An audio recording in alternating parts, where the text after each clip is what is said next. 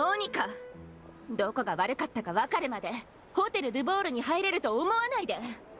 あんたが厨房にいること自体ホテルの看板に泥を塗るようなものなんだから。わざ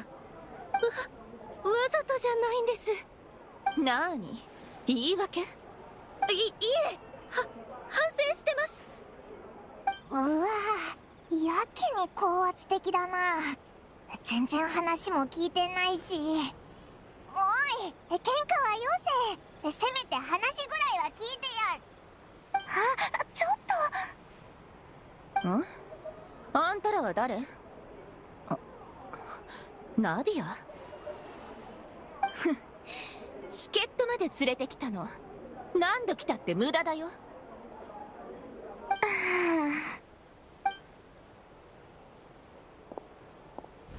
サバナ、いつも部下にそんな態度をとってるの？ホテル・ドゥボールの厨房責任者は私。スピナディロースらに口出しされる筋合いないんだけど。レストランの管理に関しては確かにあんたたち内部の問題だけど、でもストレスで寝たきりになった従業員のために文句を言うのはスピナディロースらの仕事よ。ストレス？寝たきり？何度も言ってるけど、フィルマンが打たれ弱いだけでしょ。あいつが来なくたって代わりはいくらでもいる。でもフィルマンは。モニカ、戻りな。でもさっきホテル・ドゥボールには入るなって。戻れと言ってるのが聞こえない？まったく、ついてきて。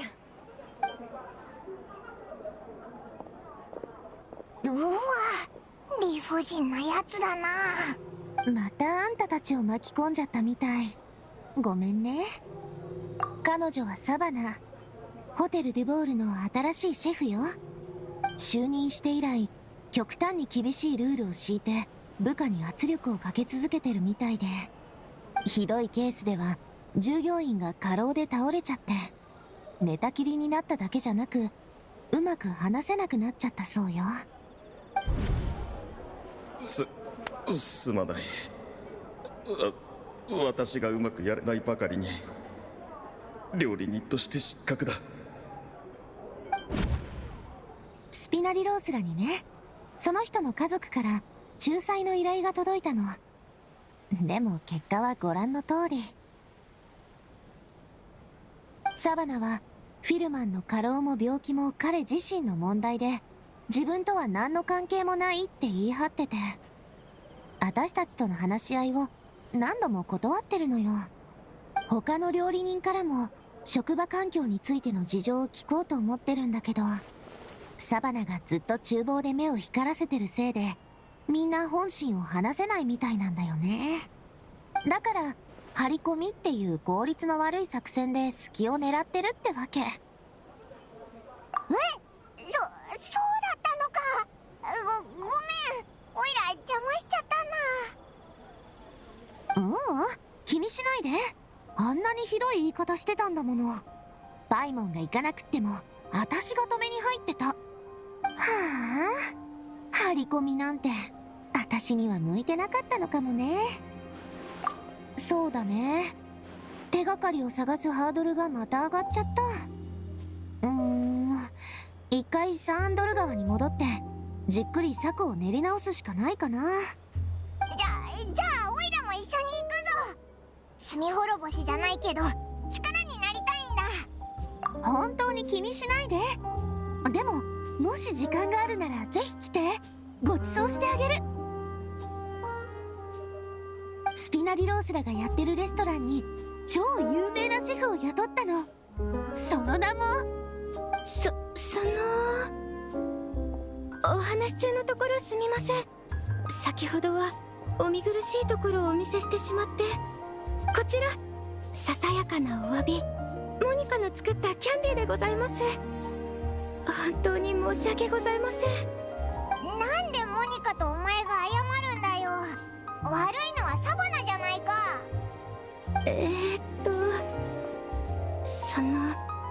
シェフは最近少し気が立っておりまして、申し訳ございません。おう、わかったぞ。キャンディーありがとな。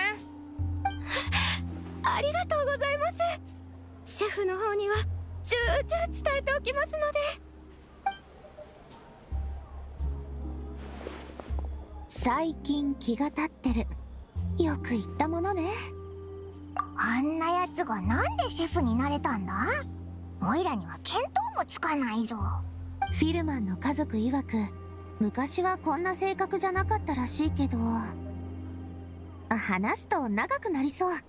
とりあえずせっかくもらったモニカのキャンディーいただきましょう。ひひ、オイラも同じ気持ちだぞ。どれどれ？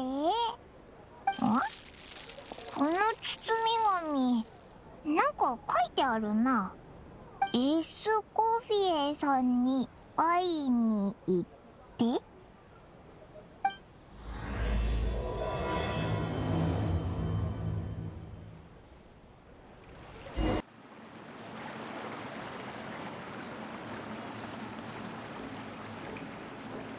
それで、そのエスコフィエってのは一体誰なんだ？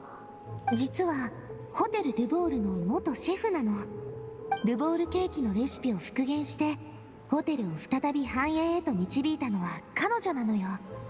ホテル・ドゥボール創設以来、天才モデストの次に有名なシェフと言っても過言じゃないんだから。ドゥボールケーキって毎日数量限定で販売されてるあのケーキのことか？そんなにすごいシェフがいたのに、なんで今はサバナがシェフなんだ？食品事故があったのよ。ホテル・ドゥボールの料理に違法の添加物が入っているって誰かが通報したの。でもどういう事情で混入したのかは厨房の誰に聞いても判明しなかった。結局シェフのエスコフィエが責任を取ってメロピデ要塞に行くことになったの。メロピデ要塞？そうね。検出量はそこまで多くなかったから警察隊もただの事故だと判断したのよ。だからエスコフィエも割とすぐにメロピデ要塞から出られたの。でもホテル・ドゥボールのシェフの座はすでにサバナに明け渡されてた。そうだったのか。あんなやつが得するなんて納得いかないぞ。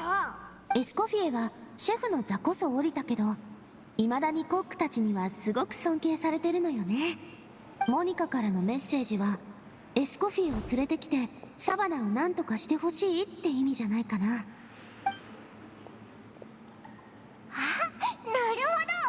ほど。エスコフィエにサバナを追い払ってもらいたいんだな。今のシェフがきつすぎるってんなら元のシェフに戻せば万事解決だもんな。それはどうかな。キノコのクリームスープたったの3分半しか煮詰めてないの？そんな薄いものを出すぐらいなら水でも出した方がマシよ。その方がクリームとキノコを無駄にせずに済むでしょ。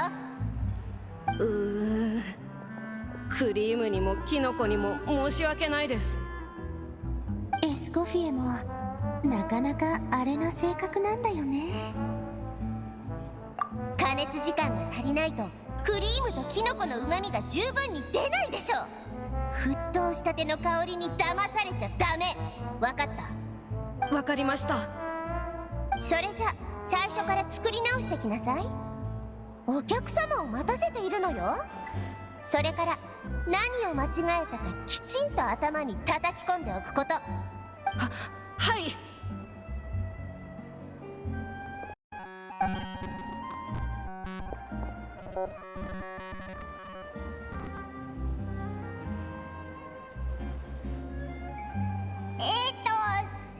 その、オイラたち。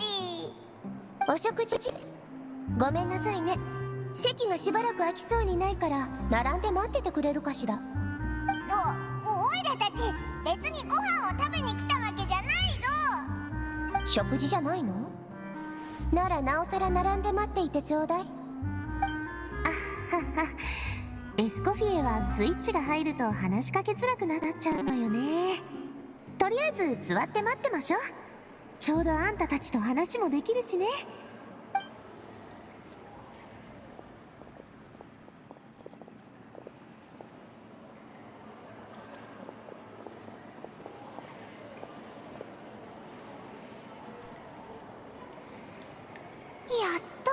が過ぎたみたいだな。いつもこんなに混むのか？エスコフィエがサーンドル川に来て以来、少なくともお客さんが3倍は増えたかな。ホテル・ドゥボールはもう私を必要としていないなんて言ってたくらいだから、戻るつもりはなさそうね。じゃあ今日はお先に失礼します。ねえあなた、この料理も持ち帰って処分しなさい。どうせお客様にお出しできないんだから、捨てるのももったいないわ。ありがとうございますシェフ。礼を言われる筋合いはないわ。無駄にしたくなかっただけ。あなたが毎日ここへ来なくて済むように、早くフィルマンには元気になってもらってちょうだい。フィルマン？どっかで聞いた名前だな。例の過労で倒れた料理人よ。イレールは彼の子供なの。母親がフィルマンの世話をするために家にいなきゃいけないから、イレールは家計を助けるために働き始めたの。だからエスコフィエは毎日わざと多めに作って彼に持たせてるのよ。家族と食べてもらうために。ちょっとナビア、聞こえてるわよ。何度も言っているでしょ。あれは全て不器用なイレールが生み出したお客様に提供できないゴミよ。栄養バランスが良くてお肉も野菜も入ってる最高のゴミね。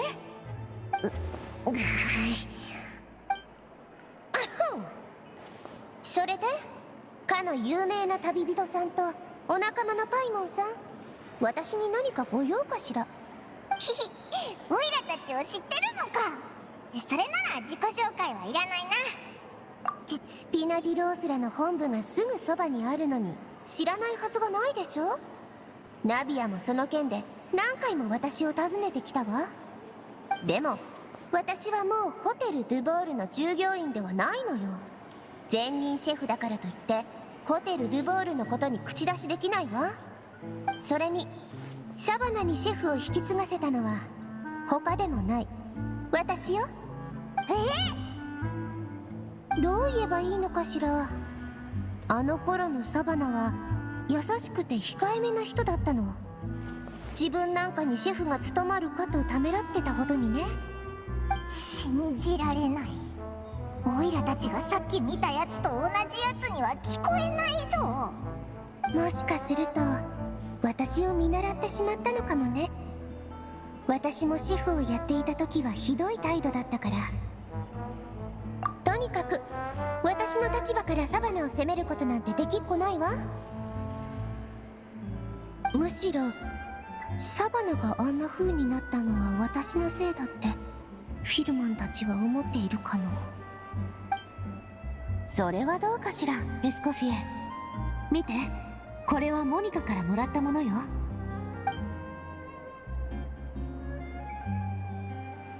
これはあんたの言うことも一部は本当かもしれない。でも少なくともモニカは今でもあんたのことを信じてる。他の人の考えだって本人に聞いてみないとわからないでしょ。モニカ。サバナと真正面からぶつかり合ってほしいなんて誰も言ってない。とりあえず聞き込みからってことで一緒にコックたちの話を聞いてみない？モニカ。モニカ。お、エスコフィエ？モニカったら包み紙にお砂糖をまぶしすぎよ。これじゃ靴底よりも熱いじゃないの。今すぐ帰ってよく言い聞かせないと。突然どうしたんだ？私たちも急ぎましょう。あんまり待たせちゃうと後が怖いしね。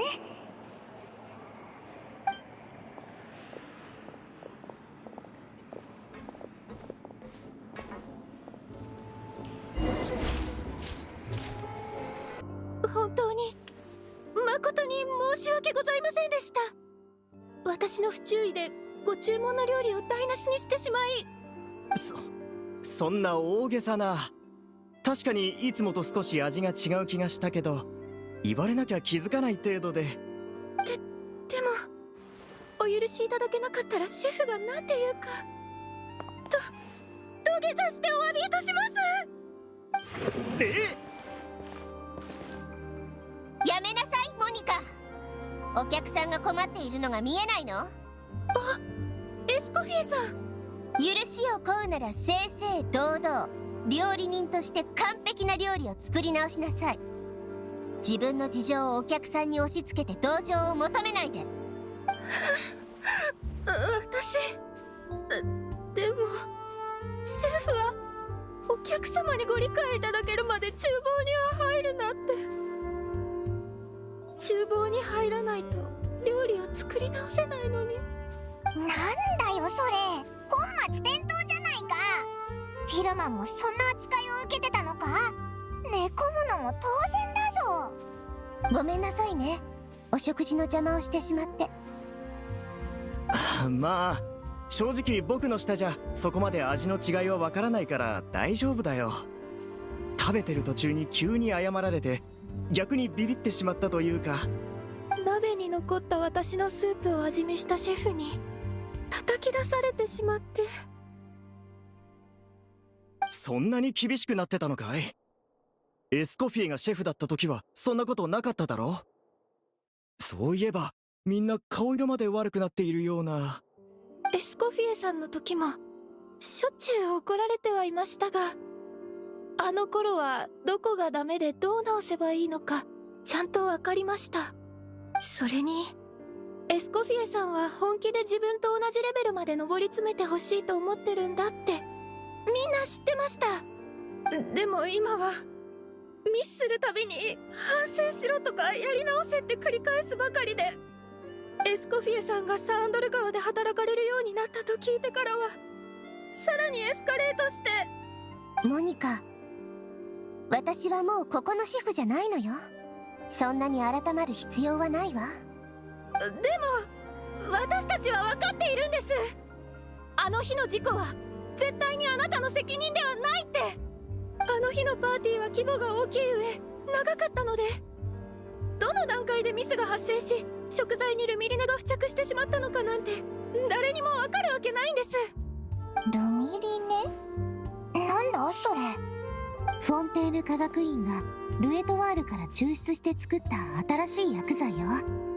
様々な感覚を鋭くするから神経の働きが落ちてしまった人の治療に使われるって聞いたけど。ああ、僕も聞いたことある。料理に入れると味覚を刺激して癖になる味になるそうだね。でも繰り返し使用すると精神を侵し神経を傷つけるリスクがあるから、すぐに警察隊が使用を厳しく制限したのよね。ただその危険性が発覚する前にルミリネを使用した食材がすでに市場に流れちゃってたの。みんな分かってるんです。あの事故の原因はきっと誰かがうっかり問題のある原料を仕入れてしまっただけだって。エスコフィエさんは仲間同士で疑ったり責め合ったりしてホテル・ドゥボールに暗い影を落とすのを避けるために全ての責任を背負ったんですよね。そのせいでサーンドル川で鍋をかき混ぜる羽目になるなんて悲しすぎます。スピナディロースラ経営のレストランよ。ホテル・ドゥボールにはかなわないけど悲しいとまでは。へえ、サーンドル川。今後はそっちで満足のいくご飯が食べれるのか。モニカ、私は今の仕事に満足しているわ。過ぎたことを追求しなくていいの。そもそもどの段階でミスがあったにしろ私は当時のシェフだったんだもの。責任からは逃れられないわ。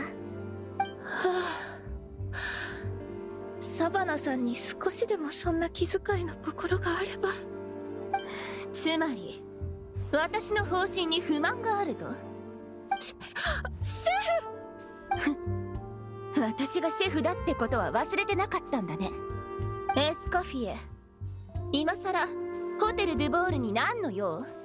サバナ、一体どうしちゃったの？何があったのよ。あなたにホテル・ドゥボールを任せた時は。私に任せたんでしょ。ならその後はどうしようが私の勝手。シェフを降りたあんたに指図される筋合いはない。うわ、いきなり喧嘩腰かよ。サバナ、ちょっと合わない間に随分と調子に乗ってるみたいね。料理の腕もさぞかし成長したんでしょうね。まさか未だにブリュイロータスをマルコットソーとして使ってなんかいないわよね。余計なお世話なんだけど。ぶつかり合えとは言ってない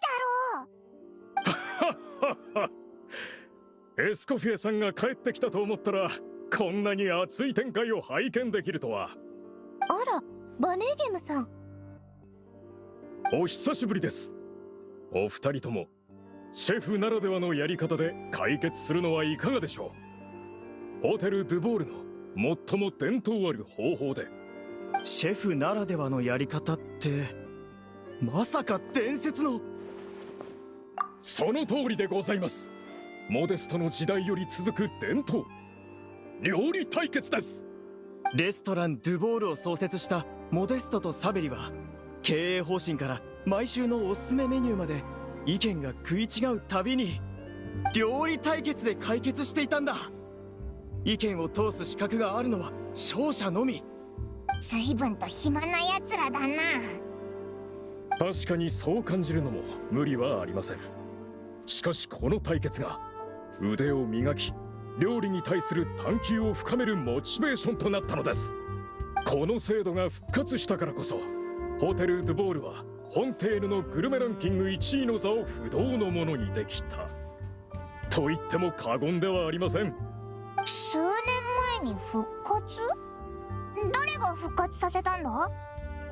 いかがでしょう、エスコフィエさん。自ら復活させたルールでの勝負です。異論はありませんね。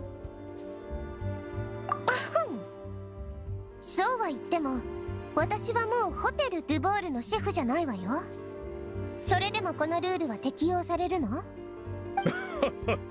お二人の合意さえあればエンターテインメントとしての軽い勝負にしても構いませんよ。サバナさん、いかがです？エンターテインメントやるからには正々堂々勝負だよ。私が負けたら煮るなり焼くなり勝手にすれば。別にあなたをどうこうするつもりはないけど。もしあんたが負けたらドゥボール大飛天をよこしなさい。ドゥボール大飛天。伝説の初代シェフモデストが残した秘伝のレシピ本よ。ドゥボールケーキを含む無数のマル秘レシピが記載されてるの。フォンテーヌの美食界の至宝、歴代のシェフのみが読む資格を与えられるお宝よ。歴代のシェフ。あれ？それならサバナも。サバナ、そんなもの欲しがってどうするの？すでにコピーを持っているじゃない。コピー？へえ、この後に及んで白を切るつもり？あんたがホテル・ドゥボールを出るときに持ち去った原本が欲しいって言ってるの？コピーもオリジナルも載っているレシピは同じなのに。話題をそらそうってわけ？負けるのが怖い？それとも原本が私の手に渡るのが怖い？おやおや、サバナさん、あれはわざわざエスコフィエさんに記念のために送ったものなのですから、さすがにそれは。バネーゲムさんもさっき言ったでしょ？双方の合意があれば問題ないと。メニューはドゥボール大飛天に載っているドゥボールケーキでどう？エスコフィエ、やるの？やらないの？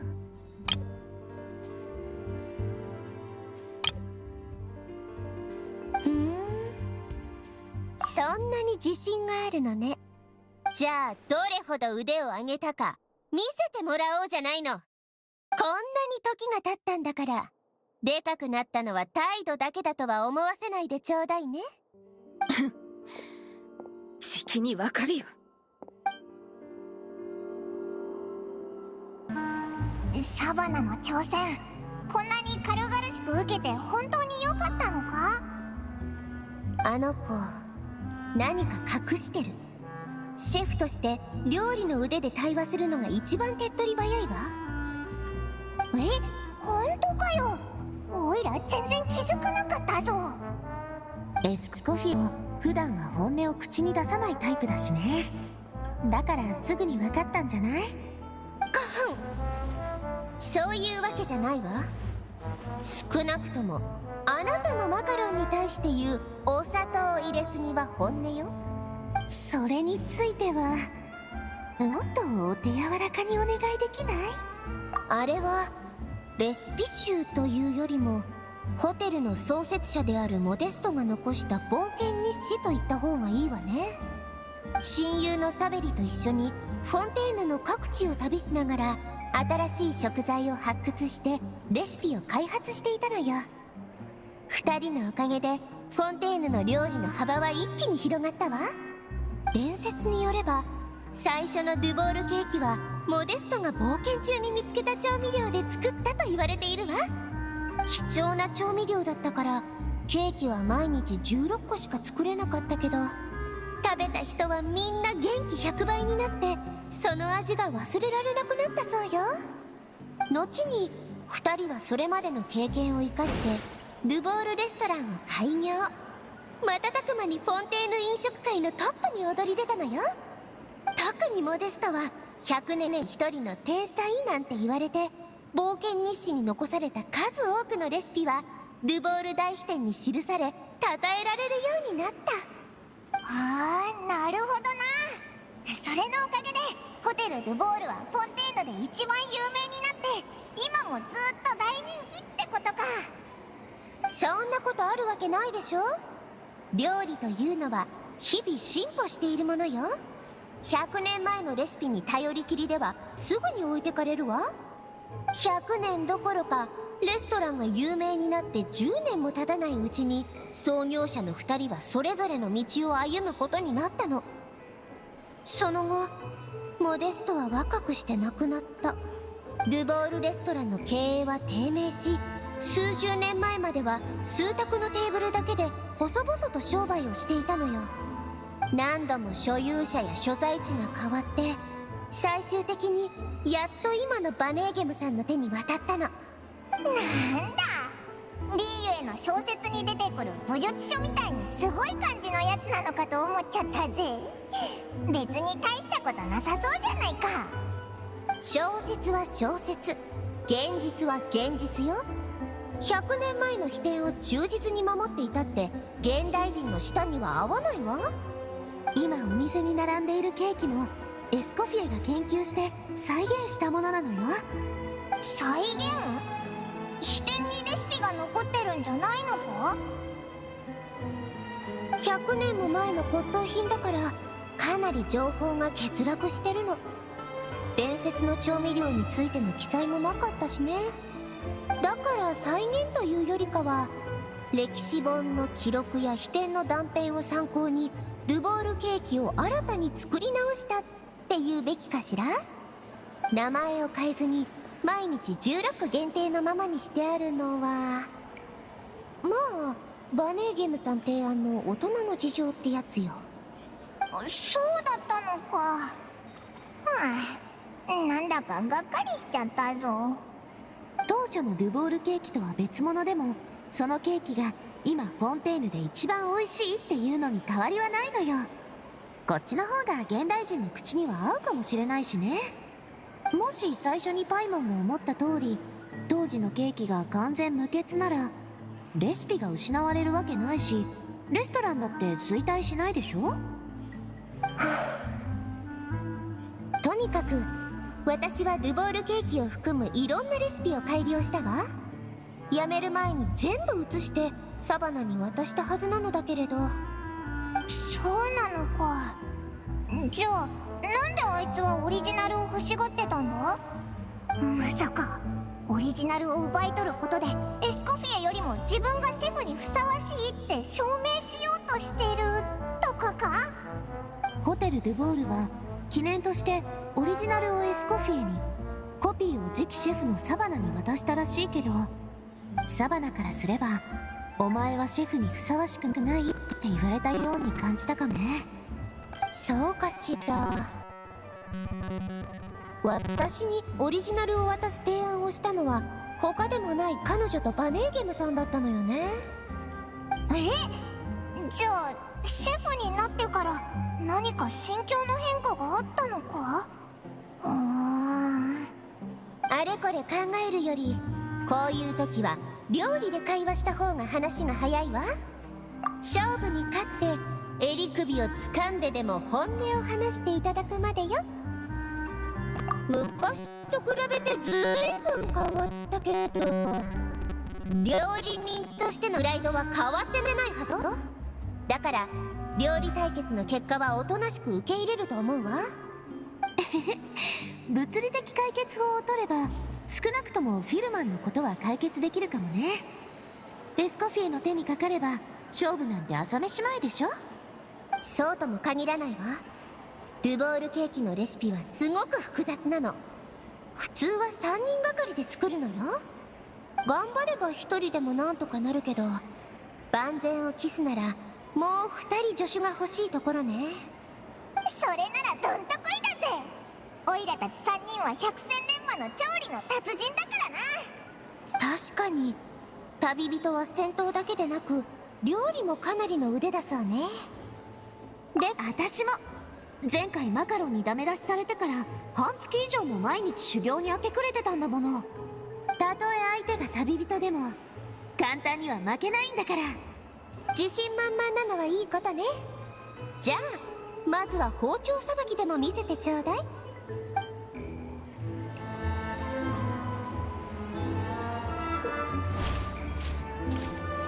包丁さばき？よくわからないけど、机に置いてある食材を全部みじん切りにすればいいってこと？あのね、今日は厨房を汁まみれしないでちょうだい。あら、あなたたちには簡単すぎたみたいね。てっきり果物を網みたいな模様に綺麗とか言われるのかと思ったけど、普通のテストでホッとしたぜ。次からは普通じゃなくなるわよ。まず私がこの低温分離マシナリーを使って食材の中の旨味成分を抽出するわ。フォンテーヌ科学院に頼んで開発してもらった特殊な調理器具よ。コールとブリューの原理で食材の旨味成分を抽出できるの。そうすれば味をより正確に調整できるでしょ。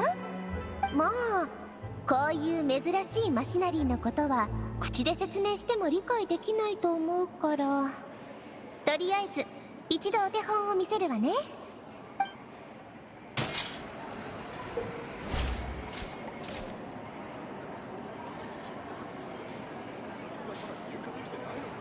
科学院の発明品か。こんな変な目新しいもので料理するやつなんて初めて見たぜ。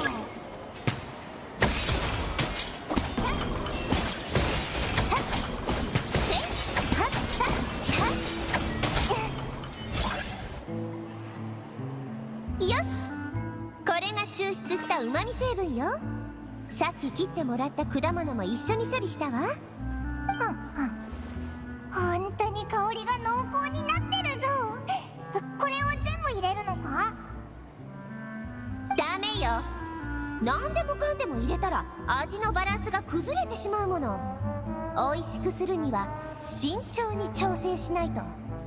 とにかくここも私が先にやってみせるからよく見ていて。コードさばきを受けたくなければ法について知っておかないとなりません。慎重に丁寧に。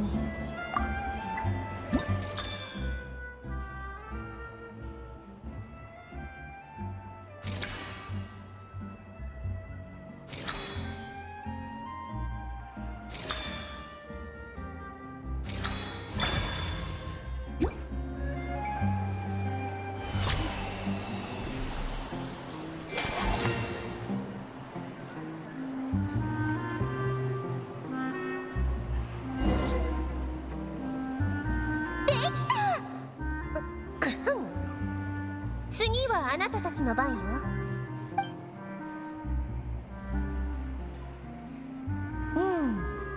まあまあね。初めてにしては旨味成分をうまく使いているじゃない。でもこちらはあなた本当に初めてなの？ほぼ完璧よ。へえ、冒険者は何でもできると聞いてはいたけど本当だったのね。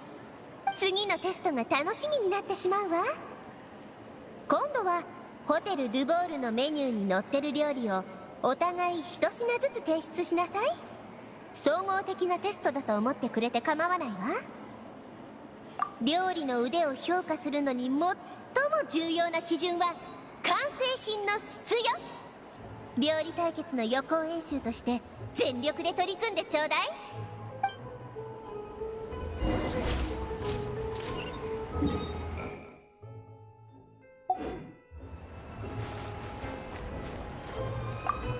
どうかしら。提出する料理は決まった？あなま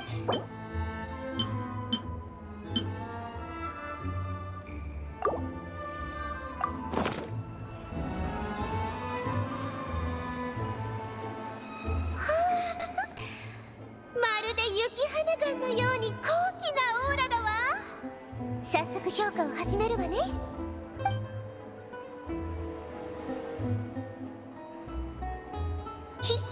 なかなかだろ。自慢じゃないけどグルメに関しては割と詳しいんだぜ。6点。そっか。おいら普段料理しないから合格点をもらえただけよかったぜ。100点中6点よ。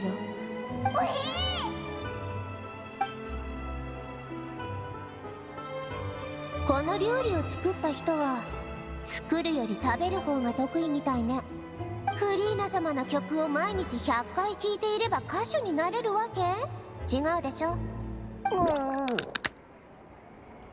私は今回のマカロンは砂糖を2杯も減らしてみたのよ。12杯から10杯にね。お砂糖入れをそのまま入れてしまったのかと思う味だったわ。6点。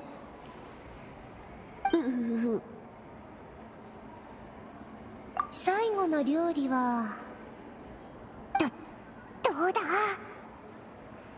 最後の希望。8点。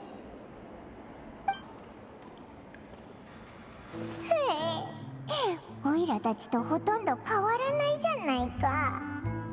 いえ、この完璧な色艶に食欲そそられる素晴らしい香り、それに熟練のテクニック。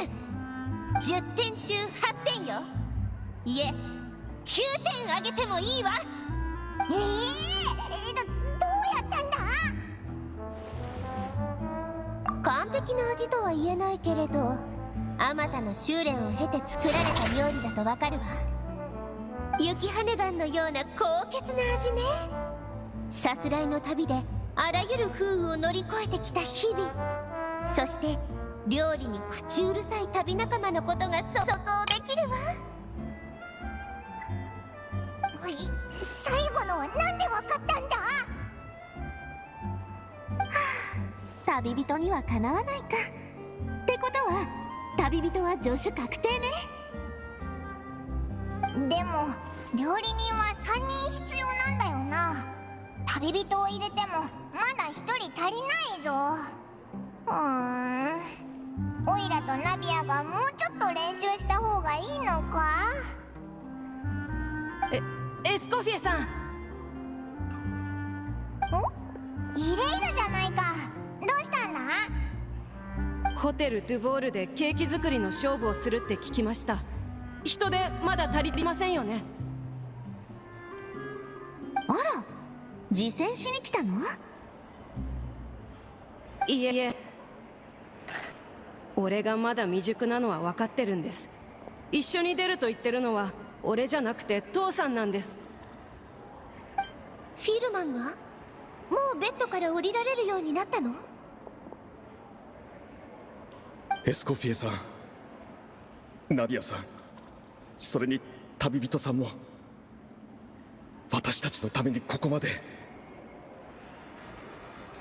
それを知っていながら家でじっとしているわけにはいかず、今回の料理対決、私にも手伝わせてください。そうよ。それに精神状態も。大丈夫です、ご心配なく。もうだいぶ良くなりましたから。申し訳ございません。数日前まで言葉さえうまく話せず、何の力にもなれなくて。でも今は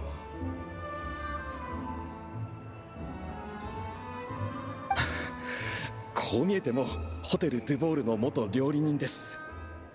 エスコフィエさんのペースにもついていけるはずです。フィルマン、ホテルドゥボールを離れてから包丁を握ったことはあるの？いえ、でもだいぶ体力も回復しましたし、きっと問題ありません。なんならすぐにでも一皿作ってみせます。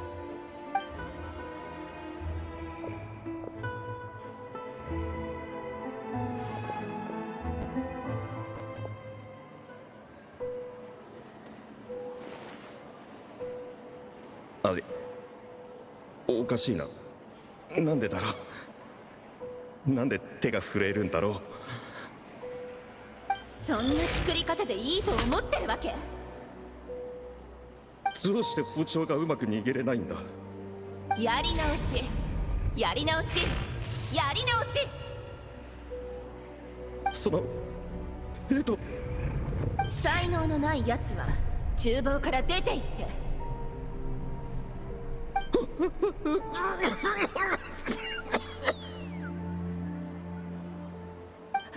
父さん、大丈夫？こんなはずは。体は治ったはずなのに、どうしてもう厨房には立てないのか。父さん、そんな、なんでこんなことに。身体的な負担よりも心の傷の方が大きかったんだと思います。え、何かいつの間に。よほど料理に集中なさってたんですね。私も邪魔しちゃダメだと思って出ていかなかったんです。フィルマンさん、ごめんなさい。辛い思いをさせてしまって。私、もっと早く立ち上がるべきだった。そうおっしゃらないでください。私が夜遅くまで残って料理をやり直していた時、声をかけてくれたのはあなただけでしたよ。お茶を入れただけですから、何の力にもなれませんでした。サバナさんからのプレッシャーと比べたら焼け石に水だったと思います。サバナめ、あいつどれだけ悪行を重ねてきたんだ。エスコフィエさんがサンドル川で働いていると知ってから、ますます厳しくなったんです。どんな料理を作っても散々な言われようで。こんな料理、お皿の汚れと大差ないわ。早く捨ててきなさい。そうやって何度も何度もやり直させられて、でもどうすれば満足してもらえるのかは永遠にわからないままなんです。やり直し、やり直し、やり直し。結局作り直すたびに怒られて。これ以上こんなものを作るなら厨房から出て行きなさい。今でも調理器具に触れるだけで彼女の声が耳元でこだまするんです。そんなにひどいのか。完璧を目指そうとすると手が震えて、恐れれば恐れるほど失敗も増え。フィルマン、いつからそんな弱気になったの？私と働いていた頃はそんな風じゃなかったでしょ？完璧な料理を作るために深夜まで取り組んでいたと言ったわね。自分を証明したかったんじゃない？自分でもよくわからないんです。手も心もどんどん重くなって、作り直せばサバナさんの言う通り、私は才能のかけらもない、ただの凡人だったのかもしれない。父さん。そう、あなたの問題は簡単に解決できるようなことではなさそうね。この勝負絶対に勝ってみせるわ。その暁にはサバナときちんと話し合ってきなさい。でも人手が、今の私は何の力にもなれませんし。手伝ってくれる人が一人欠けただけで私がサバナに負けるとでも思っているの？忘れないでちょうだい。あなたたち二人を育て上げたのはこの私なんだから。たとえ私一人だけでも完璧な料理を出してみせるわ。その、おいらナビアともっと練習してくるぞ。俺も。そうだ、スピナディロースらに手伝いキューボの緊急告知を出してもらったらどうだ？実は私最初から手伝うつもりで来たんです。それをもっと早く言いなさいよ。言い出す機会がなかったので。本当ありがとう、モニカお姉さん。わかったわ。でもあなたはまだサバナの下で働いているのに、こっちに着くと仕事に支障が出るんじゃない？いいんです。考え抜いた決断ですから。このままサバナさんの下で働いてると、いつか私が次のフィルマンさんになっちゃうかもしれません。は我慢するより転機を探した方がいいと思ったんです。もしこの対決でサバナさんが変わってくれたら、私も困るような事態にはならないはずですから。3人目がこんなに早く集まるなんてな。モニカもプロのコックだし、これならいけそうだぞ。よし、じゃあ決まりね。チーム結成を祝して祝賀会をやっちゃいましょうよ。スピナディロースらのおごりよ。スピナディロースらのおごりって私が作るってことじゃない。前にサンドル川でご馳走するって旅人に約束しちゃったから、ずっと楽しみにしてたでしょ。ごちそうごち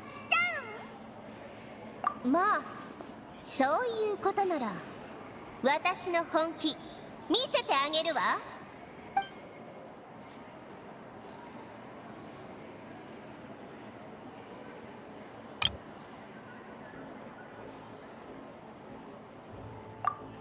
へえ、そのアイデア悪くないじゃない。待って、そこはもっと完璧にできるはずよ。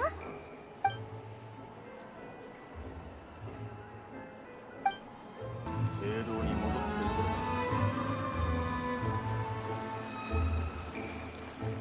サバナ、どうして？あ、いえ、ルボール大飛天のオリジナルを見ていただけよ。何か見落としていることがないか確かめていたの。何がサバナをああさせてしまったのか気になって。でも隅々まで見ても何もないのよね。あるのは簡潔に書き記されたレシピや冒険の適当な日記ぐらい。しかもほとんどは短編的なものよ。私が渡したコピーの方はレシピを保管してあっただけでなく、独自のノウハウや注釈まで残していたのよ。この骨董品よりよほど実用的だと思わない？そうかもしれないわね。あのサバナがたかが名誉のためだけにこんなに大騒ぎするとは思えないけど。ええ、でも私が一方的にそう思っていただけなのかもね。少し恥ずかしがり屋だけど何事にも細かい気配りができる子だったわ。問題があっても指摘されればすぐに改善して料理の腕を上げ続けてた。だからホテル・ドゥボールのシェフに彼女を勧めたの。まさかフィルマンたちが苦しむ事態になるなんて。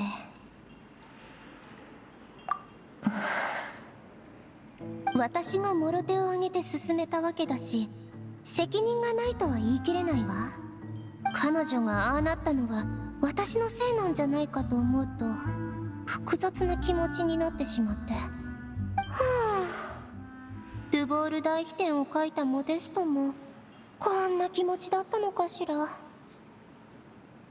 彼の昔の友人でホテル・ドゥボールのもう一人の創業者であったサベリよ。モデストはドゥボールケーキを世に出した後、天才と呼ばれるようになり、どんどん人気になっていったの。でも同時にサベリとの距離は次第に離れていった。新作を発表するたびに大成功を収めていたモデストとは違って、サベリの料理の道は茨の道だったわ。モデストが上流階級の間で引っ張りだこになると、サベリと料理の話をする時間が取れなくなっていった。人々は口さがない言葉をサベリに投げかけるし、いつしか二人は話が合わなくなってしまった。終わりは突然訪れたわ。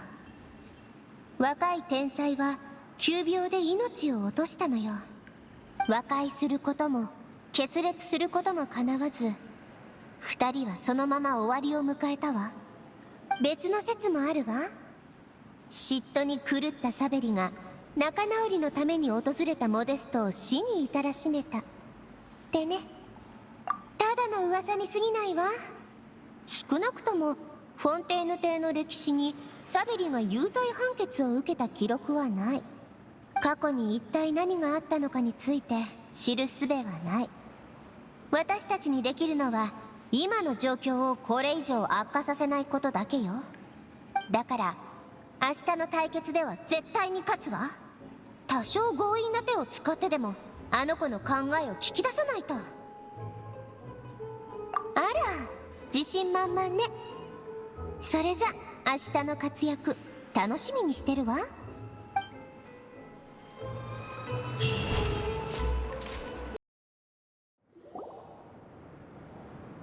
レディース&ジェントルメン、料理対決の会場へようこそ。サバナ、ご所望のドゥボール大飛天、原本をちゃんと持ってきたわよ。モニカ。公平を期すため、皆さんには作り手がわからない状態で品評していただきます。完成したケーキは一度厨房に運び、印をつけてから再度こちらに並べます。印はお皿の裏側につけますので、審査員の皆様がケーキを食べ終わり、お皿をひっくり返すまではどれがどちらのシェフによるものかは誰にもわかりません。審査員として公正に評価するわ。昨日のお詫びにと審査員に選ばれるなんてラッキーすぎるな。両選手、準備ができたようですね。それではホテル・ドゥボール特別料理対決開始。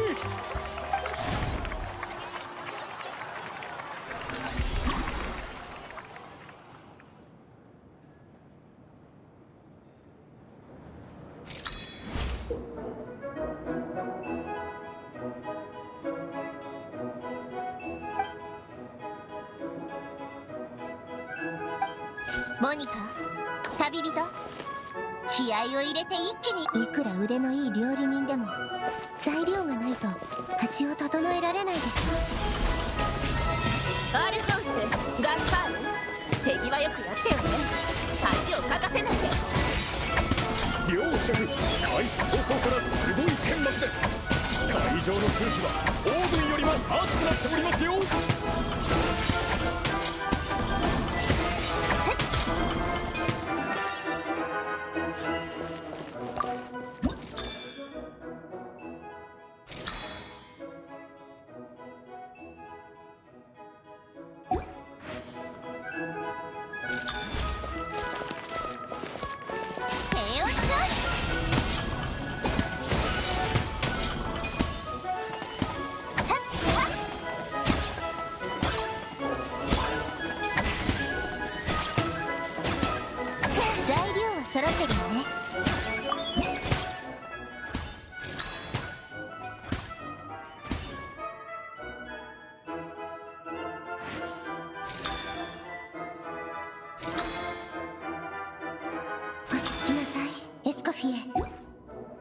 と絶妙なバランスがあるはず。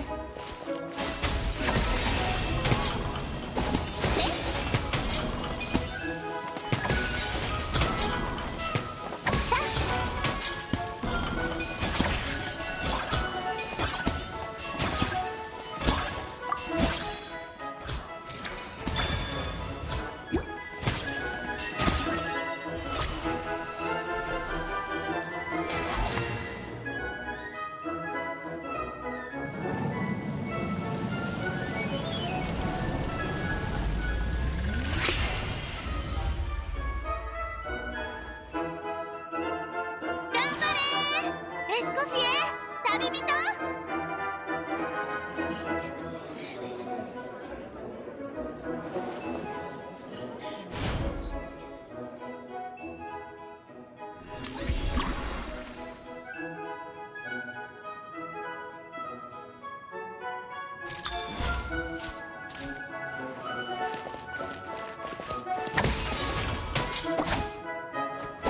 冷凍のボタンがはっ。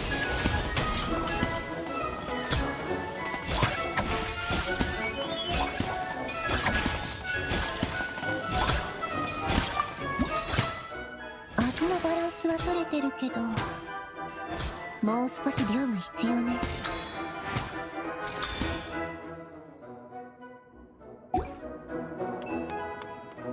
アルフォンス、何してるの？手順がめちゃくちゃ過ぎ。やり直して。はい。おや、サバナシェフチーム、早速何やらトラブルのようです。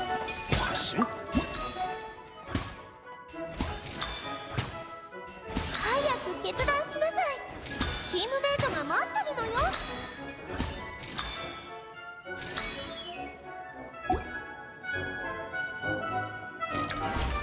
サバナ、あなた一体どうしちゃったの？まあいいわ。今は料理のことに集中しないと。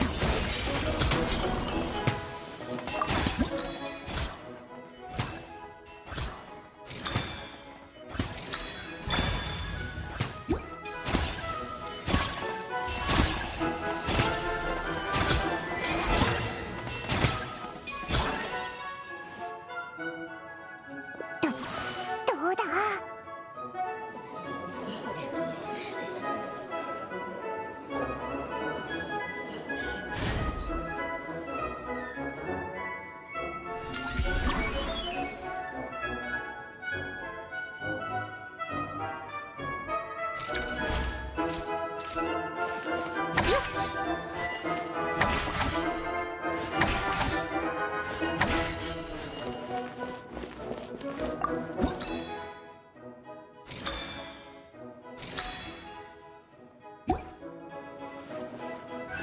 エスコフィエさんは早くもラストパートに入ったようです。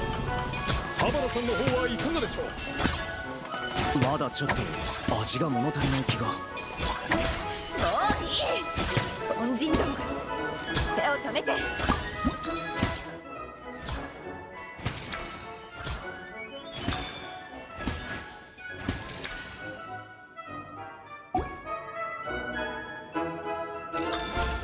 なんとサバナさん、一人で遅れを取り戻すつもりでしょうか？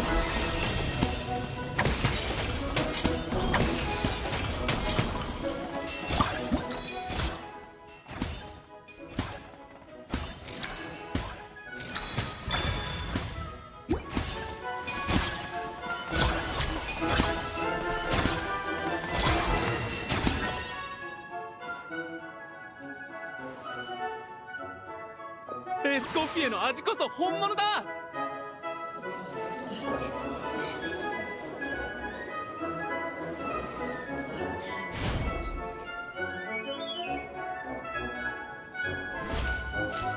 できたわ。ルボールケーキよ。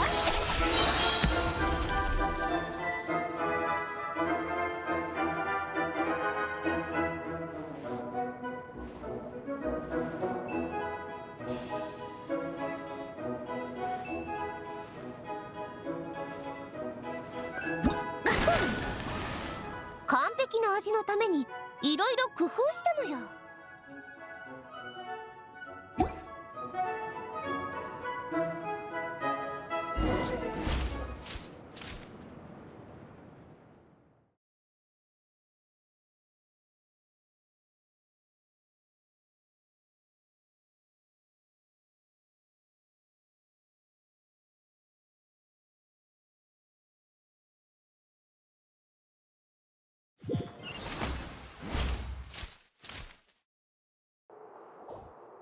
時間です。両選手、出来上がったケーキを厨房までお持ちください。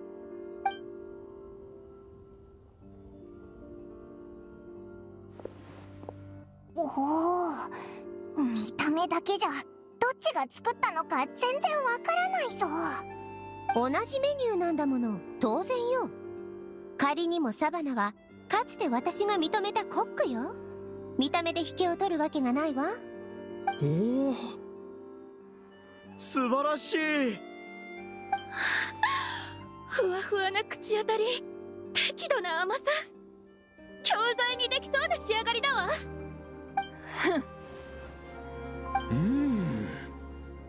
100点満点中99点というところでしょうか。ただやはり生地の味が少し以前とは違う気も。そうかな。僕の舌じゃわからなかったな。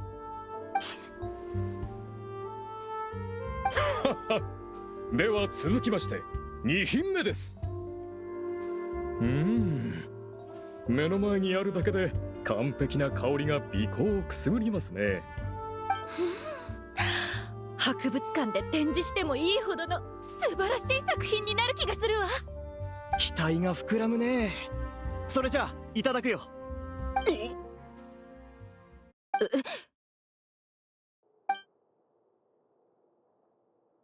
これアイシング入れすぎじゃないか。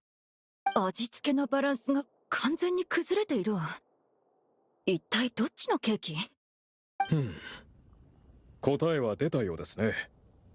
私としてもこちらのケーキは到底受け入れられるものではありません。どれだけすごいかと思いきや、あいつその程度だったのか。何かおかしいわ。どれだけミスをしていたとしてもそこまでひどくはならないはず。ということで一つ目のケーキの作り手が勝者となります。それでは皿の裏側を見てみましょう。サバナの印。そんな。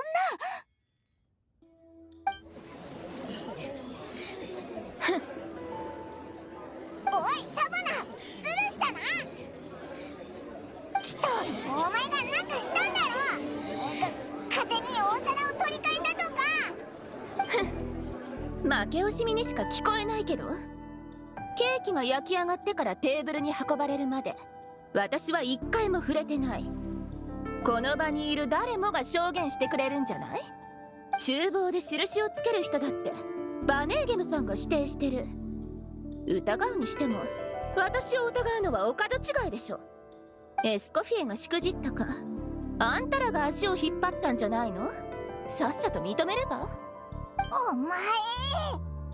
審判、対決のやり直しを要求させて。もういい。追及は不要よ。どの段階で問題が起こったのかはさておき、シェフ、いえチームリーダーとして私に監督不行き届きの責任があるわ。サバナ、まさか私に勝つためにここまでしてくるとはね。料理人としてのプライドすら捨ててしまったの？何のことかさっぱりわからないわ。そんなにドゥボール大飛天が欲しいならくれてやるわ。エスコフィエ。ただしフィルマンに謝ると約束して。負けたくせに減らず口。勝者は私なんだけど、飛天はもらえて当然なんだから、そんな約束に応える義理なんてない。サバナ、この勝敗の結果、みんなはごまかせたとしても自分はごまかせないはずよ。あなたのやったことは追求しないわ。でも約束してちょうだい。もうみんなに高圧的な態度を取らないと。いいよ、元シェフからのお願いってことで引き受けてあげる。言いたいことはそれだけ。これは元シェフとしての忠告じゃない。料理人として、友人としてのお願いよ。今のあなたにこの言葉が届くかどうかわからないけど、自分のことは自分が一番よくわかってる。あんたに心配される筋合いはないよ。そうならよかった。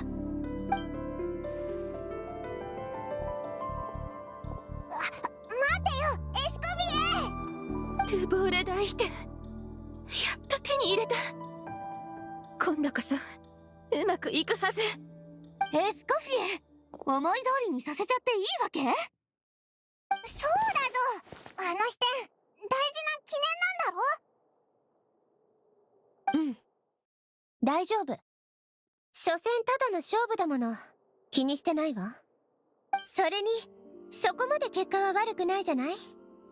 フィルマンには謝ると約束してくれたわ。これでスピナディロースラの依頼も解決でしょ。さっさと原本を渡しておけば解決だったのに、料理対決までして大げさすぎたわね。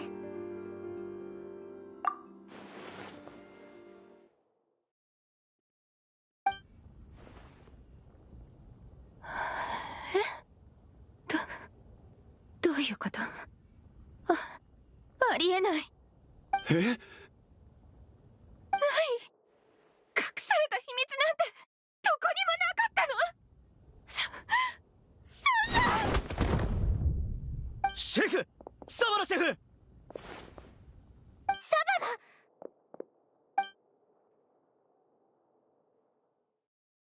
命に別状はないようです。おそらくストレスと過労のせいだろうと。この子ったらやっぱりストレス。シェフが一番追い詰めてたのは僕たちじゃなくて自分自身なんだ。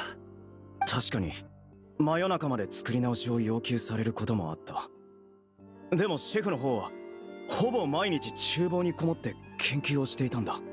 朝になって出勤してくる人が来て、ようやく自分が一晩中寝ていないと気づくんだ。それはまたどうしてよ。多分自分がエスコフィエさんに劣っていると思われたくなかったんだと思う。やっぱり。だとしてもあんたたちに当たり散らす理由にはならないでしょ。そうだそうだ、対決でズルをする言い訳にもならないぞ。それは正直俺たちもシェフが何をしたのかはわからないんだ。ただケーキを作れって言われただけで。厨房で印をつけていたレオーネとアルガリアにも確認しましたが、さっぱりわからない様子でした。わかった。とりあえず下に降りましょう。ケーキのことは私がじっくり尋問するわ。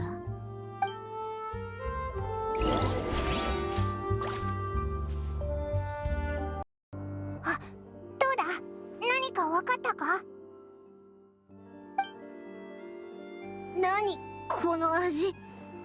たとえセメントを塗ったってこんな味にはならないでしょうね。そんなはずが。盛り付ける前にちゃんと味見したのに。おかしくなんかないわ。これはあなたたちの料理じゃないんだから。サバナは最初から最後まで私たちの皿を取り替えたりしていないもの。この不協和音、スポンジとクリーム層の間から来てるわ。要するに誰かが料理の途中で細工したのよ。つまり犯人は私たちの中にいる。ごめんなさい。私追い詰められて。サバナシェフが、もし私が協力しなかったら。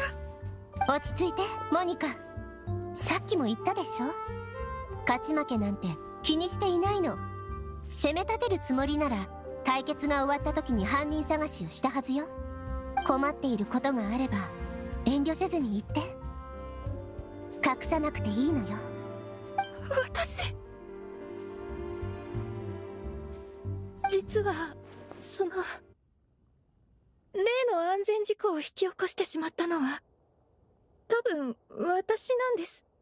安全事故というと、ルミリネ混入の件ということは、問題の食材を仕入れたのはモニカさんだったのですか？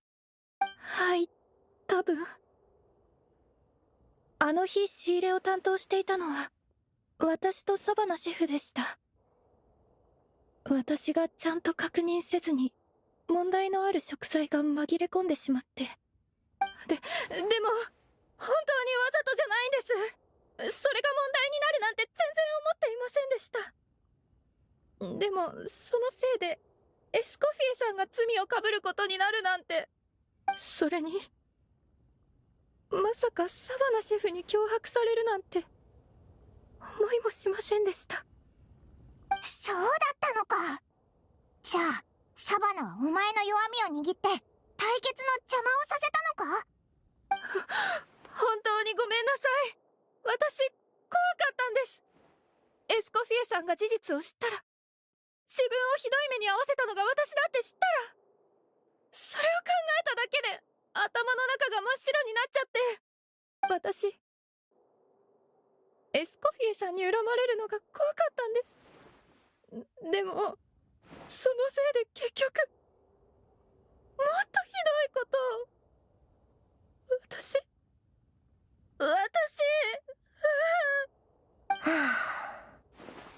そんな小さなことで？メロピデ要塞にはそれほど長くいたわけじゃないのよ。それにホテル・ドゥボールを離れたのはこの件だけが理由じゃなかった。私なりの考えがあったの。そんなことで私に対して罪悪感を抱くなんて。フォアグラを焼くときに大さじの油を加えるくらい余計なことだわ。私を許してくださるんですか？ええ。でもだからって自分のミスに対する責任を取らなくて済むわけじゃないわ。今回の件、ここ数ヶ月の評価に反映させるよう自分からバネーゲムさんに伝えること、それから例の食材の仕入れルートを明らかにしなさい。しっかり反省して改善するのよ。わかった？はい。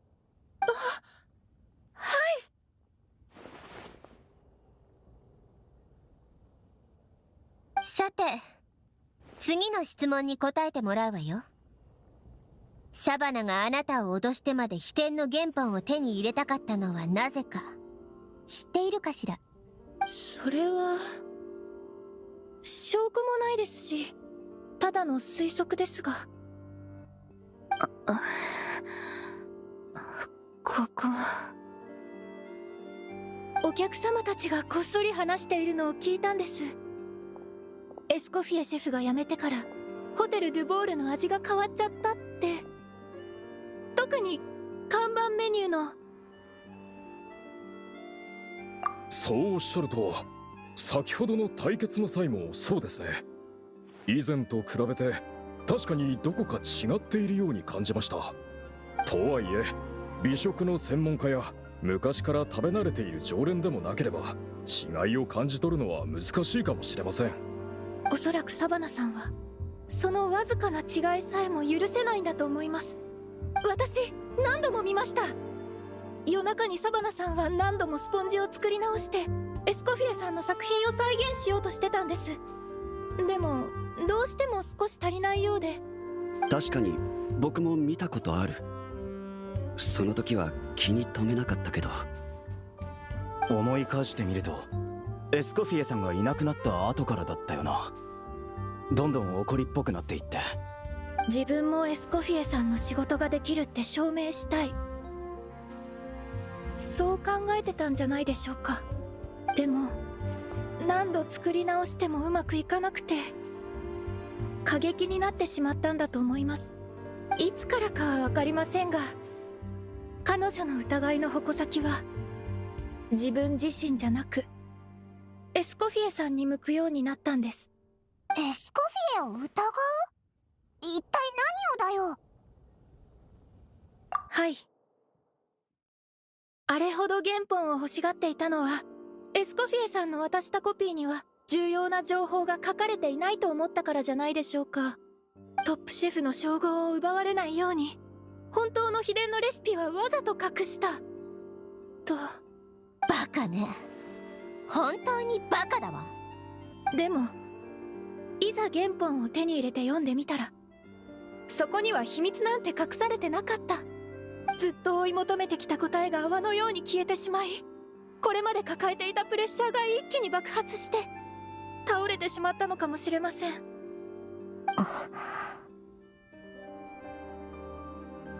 もオイらよくわからないぞ。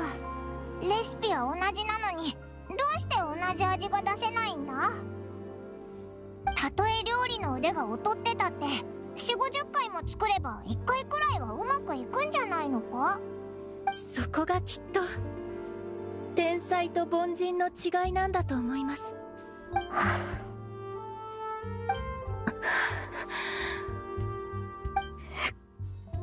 くそ。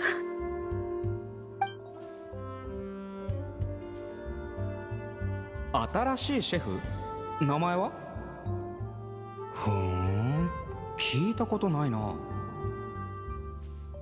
エスコフィエのいないホテル・ドゥボールが今の評判を保てるかどうか。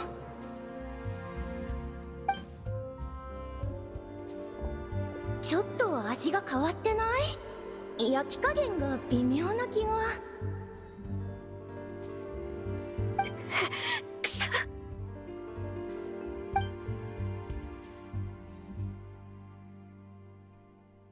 ほら、ドゥボール大飛天の写本よ。これからはあなたが受け継いでちょうだいね。他の人が何を言おうと関係ないわ。あなたならできる。自分を信じられないの？それとも私を信じられないの？ねえ、聞いてる？私がいなくなったらホテル・ドゥボールはあなたに任せるからね。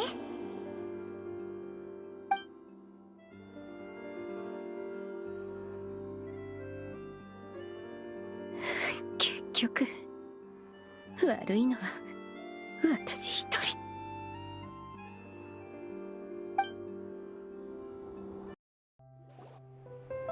皆様にはご迷惑をおかけして大変申し訳ありません。サバナさんはもう目を覚ましましたが、まだ皆様と直接会うことはできそうになく、明日もう少し落ち着けばきっと話せるようになると思います。今日の件はフィルマン一家にも伝えとくよ。はあ、この話を聞いたらどんな気持ちになるだろうね。じゃあ明日また来ようぜ。ふう、今日は一日中バタバタだったね。帰ったらしっかり糖分補給しないと。またマカロンか？たまには別のも作ろうぜ。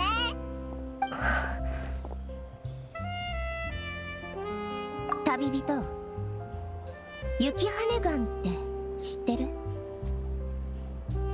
毎年雪羽岩はより良い居場所を探して長い旅をするの。群れのリーダーが先頭で道を切り開くのよ。フォンテーヌの詩人たちはそのリーダーを天賦の際に恵まれた指導者とみなし、生まれつき特別で完璧という表現をする。でも昔の詩人たちは知らなかった。雪羽岩は移動するとき常にリーダーを交代しているということを。先頭を行く雪羽岩は疲れると一旦後ろに退いて休む。その後後ろから来たガンが役目を引き継ぐのよ。つまりリーダーの責任とプレッシャーを交代しながら共に担っているわけ。それを知らない人間が勝手に優劣をつけているだけなの。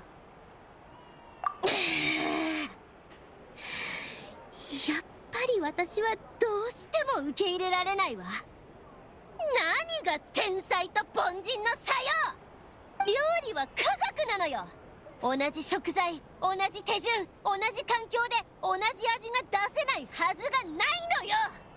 確かに世の中には生まれつき味覚が鋭い人がいる。そして誰より大胆な人もいれば繊細な人もいる。でもそんなことは全て理論的に説明できる要素に過ぎないわ。もし天才だけが完璧に到達できるというのなら頑張る意味なんてない。でも私はそう思わないわ。努力すれば誰だってできると信じてる。だからこそ厳しく指導していたのよ。そうね。よし、今からサバナの失敗の原因を突き止めるわ。そして明日あの子がミスしたところを徹底的に指摘して、自分がどこで間違ったのかしっかりと理解させてあげる。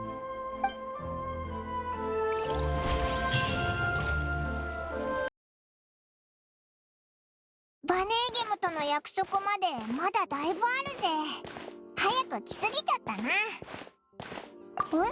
エスコフィエ？あいつなんかあったのか？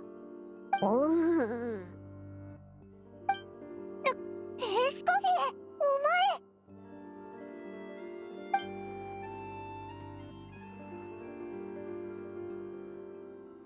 前。大丈夫。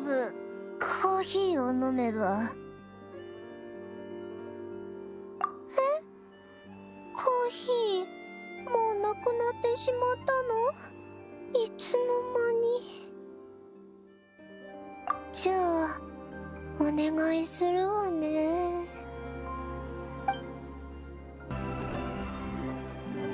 いらっしゃい。ああ、ここで飲んでいくか？ん？ああ、コーヒーを渡しながら自然な会話をってやつか。最近若者の間で流行ってるそうだな。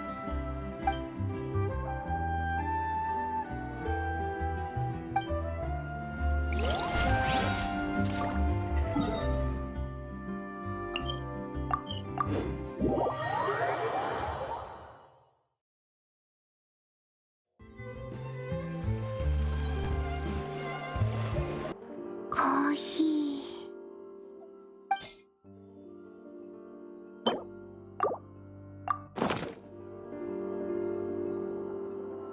この匂い、コーヒーね。はあ、生き返ったわ。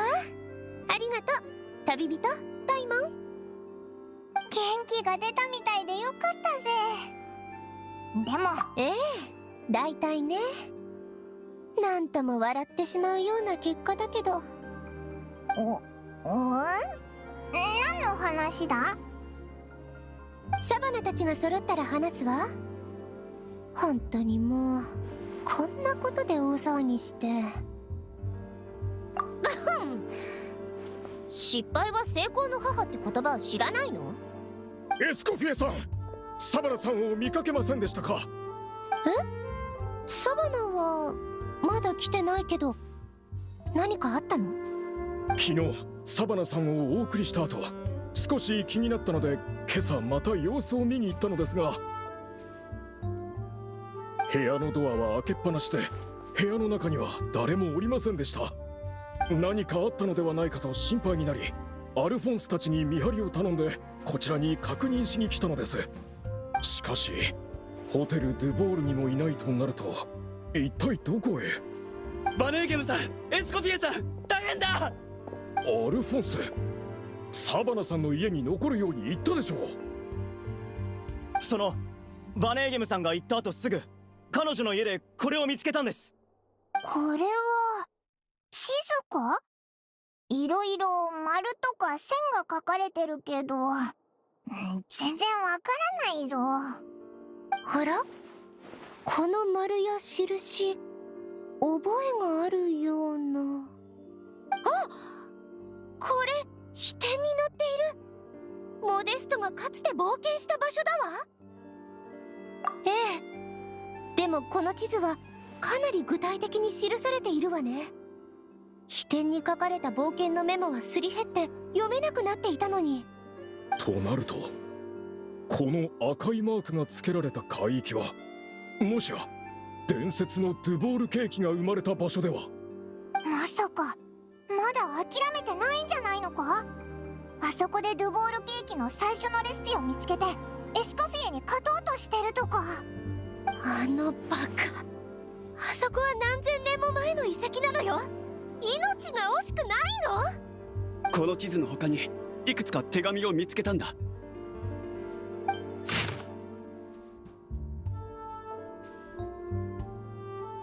知ってるんだから。ルミリネ混入事件の犯人なんでしょう。これは脅迫状でしょうか。ルミリネの事故の件、もしかして関わっていたのはモニカさんではなくサバラさんだったのですか？どんな手段を使ってでも飛天を取り戻さないと。つまりあいつが対決に応じたのもイカサマをしたのも裏でそう仕組んだやつがいるってことか？エスコフィエは秘伝のレシピを隠してる。混乱してきたぞ。ちょっと整理させてくれ。昨日オイラたちはサバナがモニカを脅して不正をさせたって思ってたけど、実際は誰か別のやつがサバナを脅してモニカに不正をさせたってことか？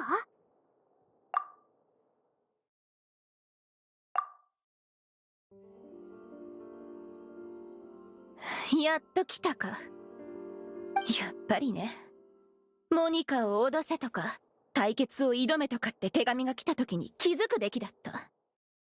事故のことも料理対決もエスコフィエが秘伝を隠してるって信じ込ませたのも全部あんたの仕業だったんでしょ、モニカ。地図に書かれてたのはこの辺りみたいだぞ。あのバカ、まったく心配ばかりかけて。捕まえたら耳がついてることを悔やむくらい叱ってやるわ。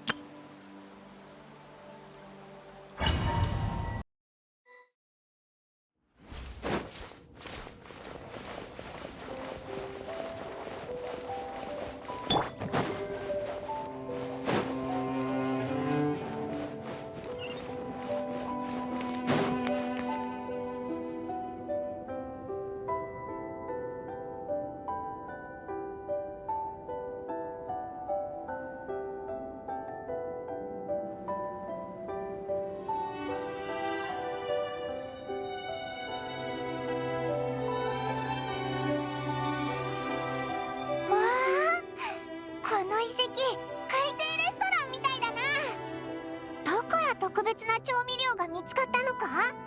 モデストの秘典に書いてあったような気がするわ。ここは昔レムリア時代に建てられた公衆浴場でレストランとしての機能もあったはずよ。あれ？プクプク獣もいるぞ。どこから入ってきたんだ？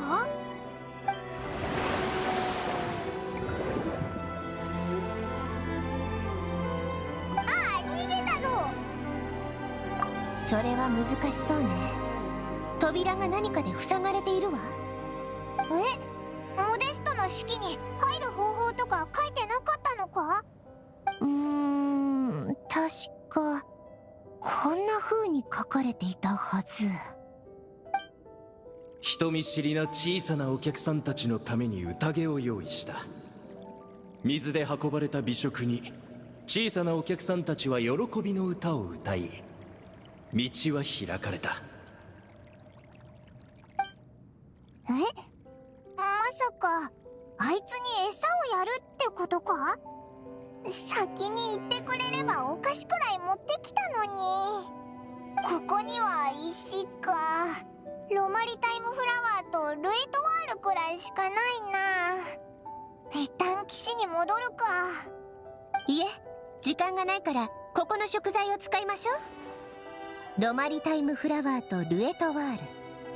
人間のレシピにはあまり使われないけど彼らは気に入るかもしれないわ。本当か？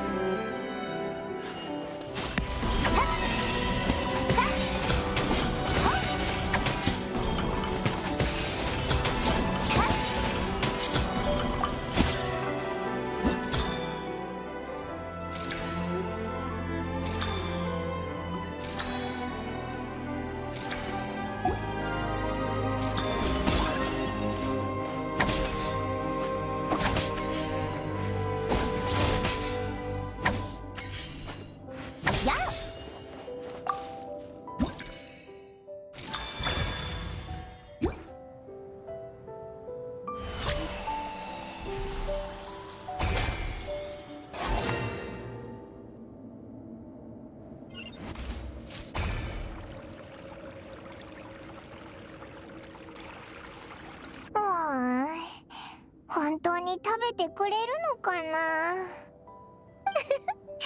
私を信じて。お風呂の中に入れたら逃げられちゃうんだもんな。いつ戻ってくるかもわかんないし。のんびり待ってる時間なんてないわ。確かモデストたちの時は水で運ばれた美食とか。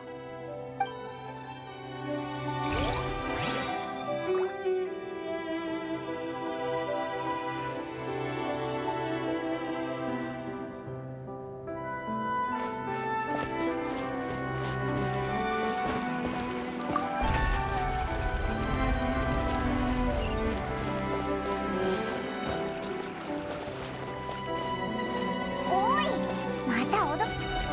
あら、元に戻っちゃった。面倒ね。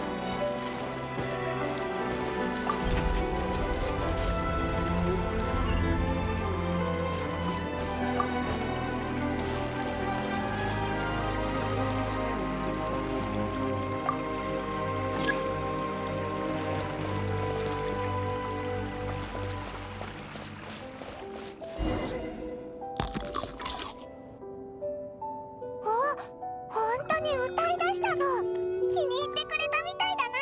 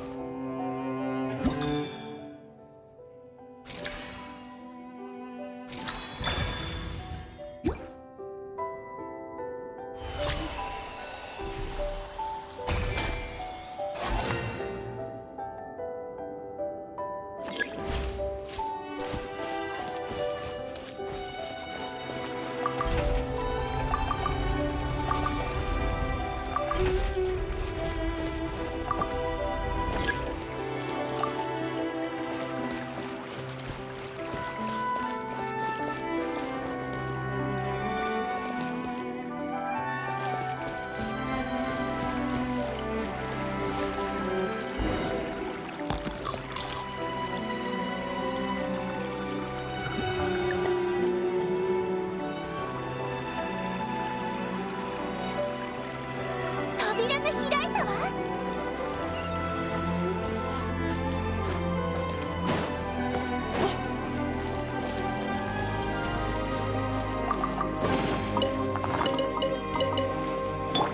加速するぞ。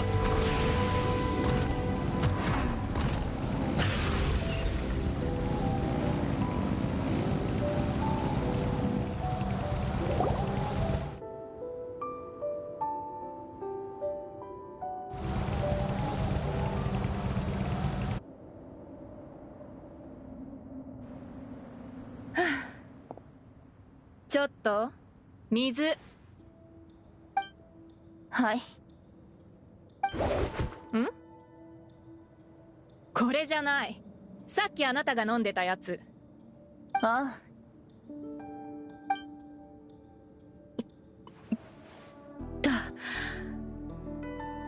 長年あなたとエスコフィエの下で苦労してきたけど、今日ようやくリシコミで報われたって気分。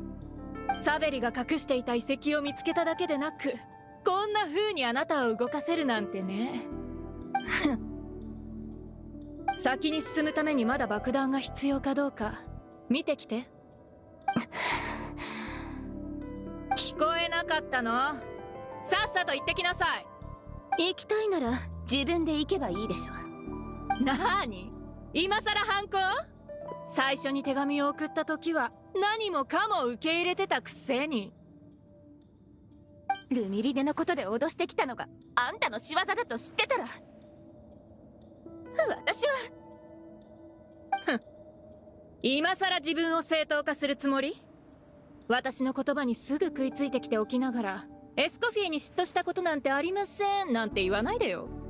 ルミリネのことをエスコフィエに知られたくないっていう不安、名声に圧倒的な差をつけられているという事実だからこそ、エスコフィエが何か隠してるに違いないって自分に言い聞かせて納得しようとしたんでしょ。エスコフィエだって完璧な人間じゃないはず、自分は悪くないってね。憧れ、嫉妬、疑い、自己欺瞞、そんなものまみれの人間。昔サベリが私の先祖にしたことと全く同じね。友達を名乗っておきながら結局は名声のためにモデストを死に追いやった。さらにはパートナーを自称しながら二人で作り上げてきた冒険日誌をめちゃくちゃにした。私はね、駆け落ちたページを片っ端からかき集めてようやくここにたどり着いたのよ。サベリは今のあなたと同じ顔をしてたんでしょうね。私はサベリのようにはならない。あら？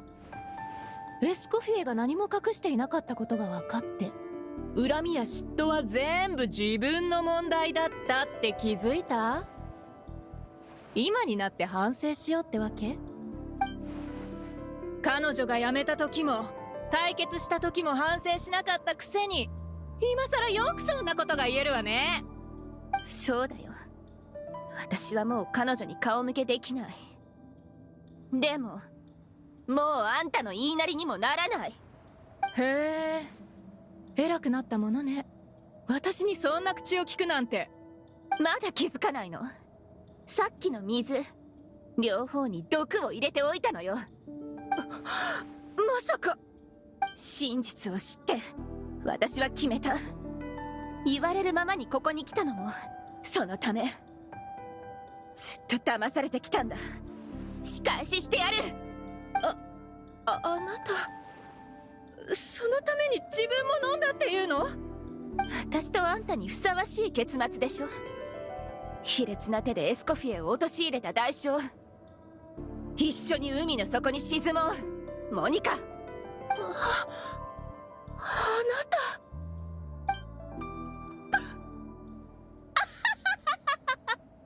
何がおかしい？本当に呆れるわ。ちょっと芝居に付き合ってやっただけでそこまで調子に乗っちゃうなんて。あんな小細工とっくに見抜いてたわよ。水だってとっくに取り替え済み。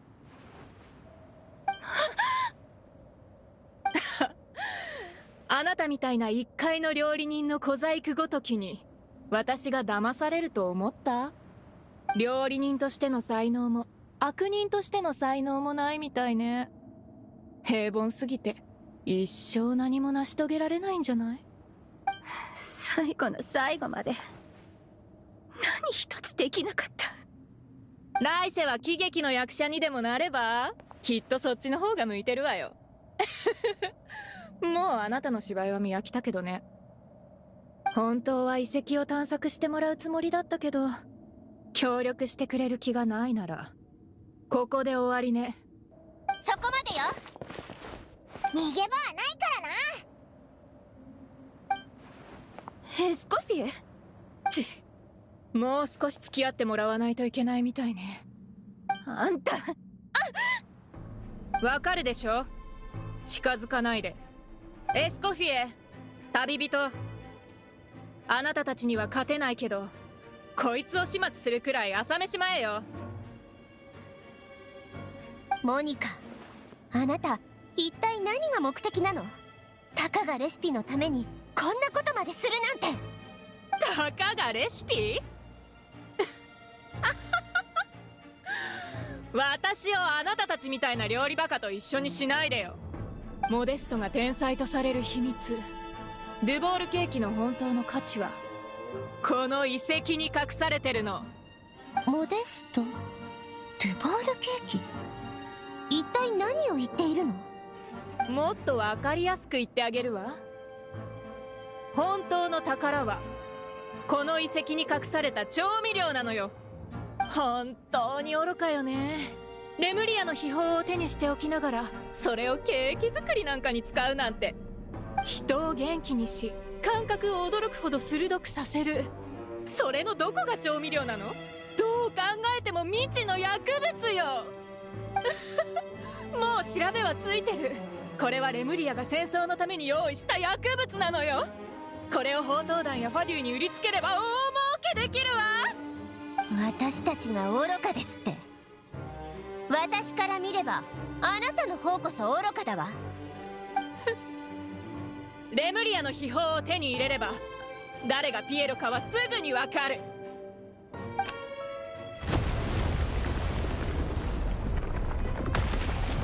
これは何の音だ？こんな海底遺跡で爆薬を使うなんて。ここが崩れたらどうするつもり？あれ、サバナがいないぞ。モニカが人質として連れて行ったのね。勝てそうにないからってそんな手を使うなんて。確かに秘宝を手に入れたとしても逃げ切るには人質が必要だろうし、サバナを傷つけたりしないよな。あなたたちの言う通りね。この道はもう無理だわ。別のルートを探しましょう。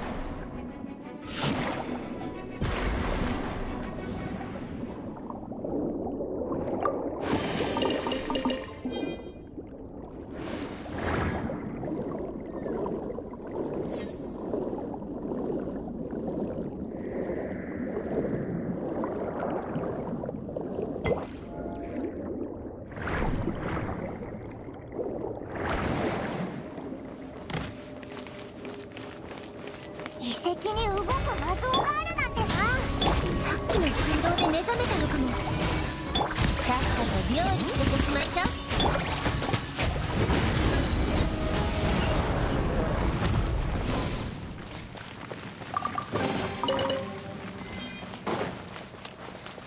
頭上を焼き尽くす。止める勇気はあるか？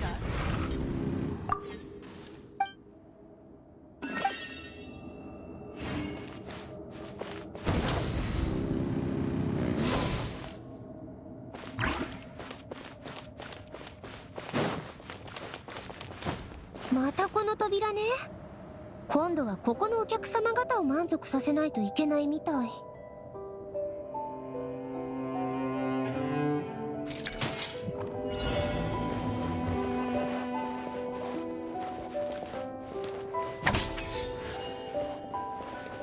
やっ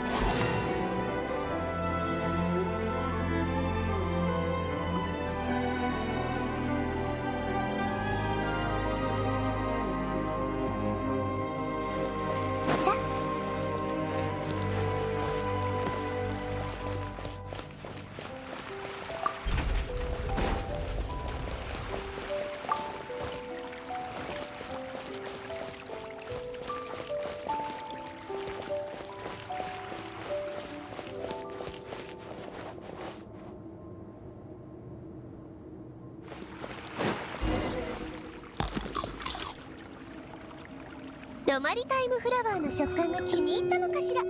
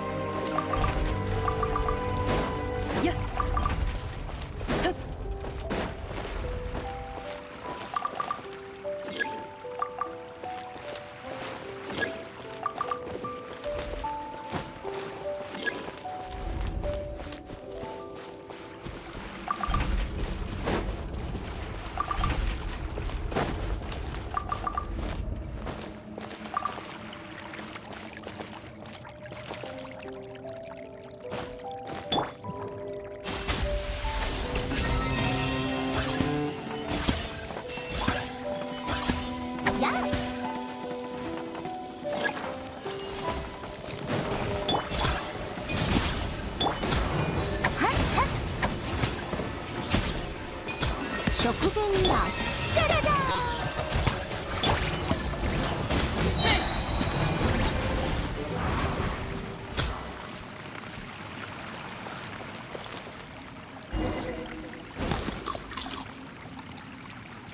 なるほど、ルエトワールはこんな使い方もできるのね。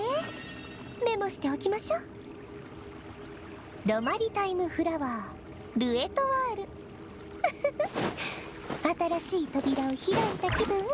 この扉のことを言ってるんだよな。そうだよな。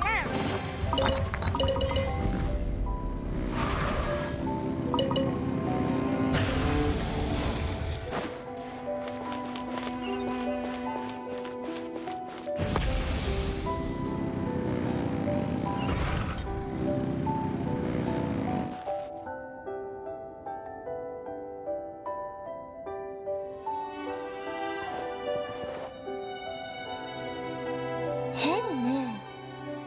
ここにあるものってレムリアというよりむしろフォンテーヌの雰囲気を感じるわ。100年前？あ、もしかしてモデストとサベリが休んでた場所か？二人の人間が泊まるには手狭な気がするけど、もしかして最初の冒険の後にどちらか一人だけが戻ってきたのかしらね。そんなに都合よく行くものかしら。ひひ、オイラたちはお前が料理してきたのと同じくらい冒険してきたんだ。ここはオイラたちの経験と勘を信じてくれ。少なくとも宝箱あさりに関してはオイラだって経験豊富だぞ。なあ、オイラにも見せ場を残してくれよ。本当に残ってるなんて。冒険者って日誌をつけるのが好きね。まあ、ほんとりあえず読んでみようぜ。ここに誰が来てたのかわかるかもしれない。最後にここに来たのはもう何年も前のことだ。海底の全ては何もかも数千年前のままで、だが海から離れた陸ではあまりにも多くのことが起きてしまった。レムリアの秘宝、私たちはそう名付けた。モデストが思い描いた通り、ドゥボールケーキは異彩を放った。秘宝の供給量は限られていたため、ケーキの生産個数も制限された。しかし限定販売が逆にその名声を高めた。全てモデストの予想通りだった。しかし何度も異議を唱えた私はすぐにみんなから無能凡人のレッテルを貼られてしまった。モデストは何度も私を慰めてくれたが、結局あいつの隣に立つ資格がないと一番感じていたのは他でもないこの私だった。徐々に会話が減り、会う機会も少なくなっていった。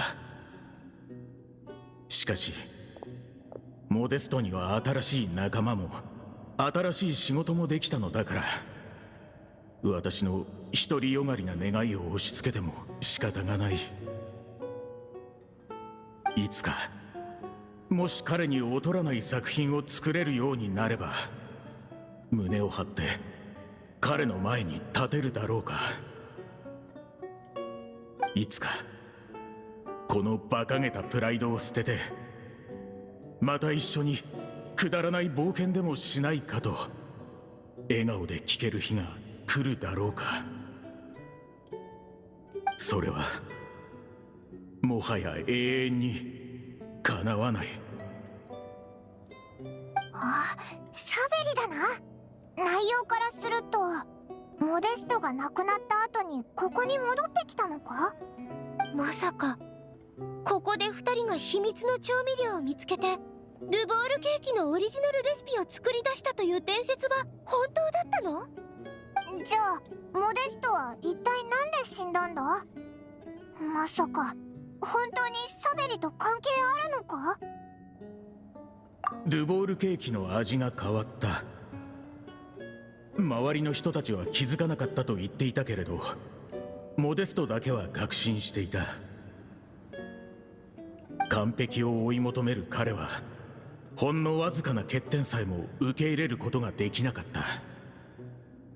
それでドゥボールケーキの販売を即座に停止し、厨房に閉じこもって昼夜研究を続けた。だが何度作り直しても何度味見しても元の味からは遠ざかっていった。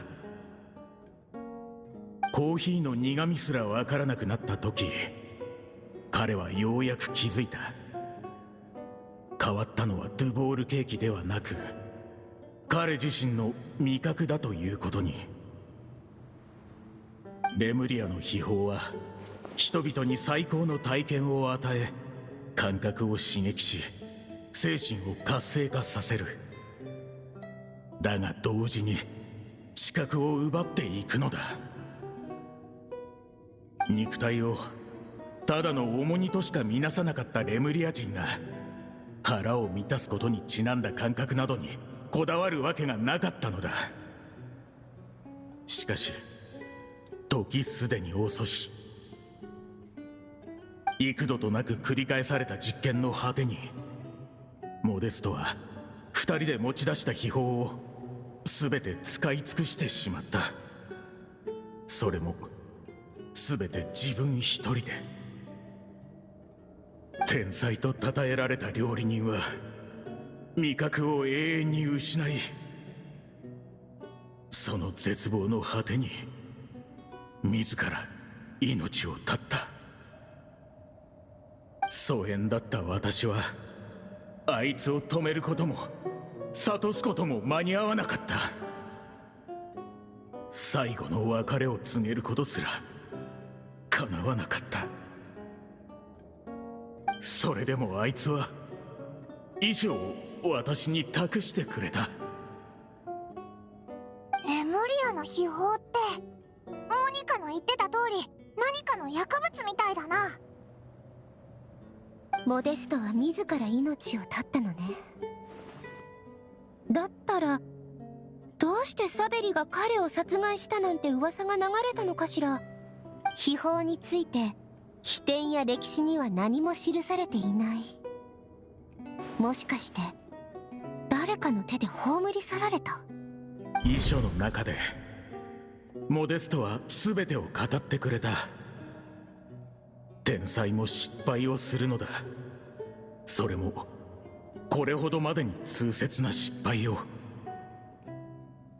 あいつは私に何を望んでいたのだろうか。心のわだかまりを解くこと、それともドゥボールケーキの危険性を公にし私の意見こそが正しかったと証明すること。もし一世を風靡した天才が自らの代表作に命を奪われたのだと知れれば、天才の名声もドゥボールレストランの未来もいずれはただの笑い話になってしまうだろう。世間の人々はモデストをどう見るだろう。私たちが築き上げた全てをどう評価するだろうか。おそらくそれはきっと私がこれまで直面してきたものよりもさらに耐え難いものになる。絶対にそうはさせない。たとえ私たちの思い出が不完全なものになるとしても、たとえモデストの家族に自分に不利な証拠を隠そうとしているのだと疑われても、たとえあいつの才能を妬んで陥れたのだと噂されても、あとはこの海の中に残された証拠だけだ。どうしたんだ急に。さっきサバナは大丈夫だって言ってなかったか？いいえ、もしモニカが秘宝の現状を知ったら何をしでかすかわからないわ。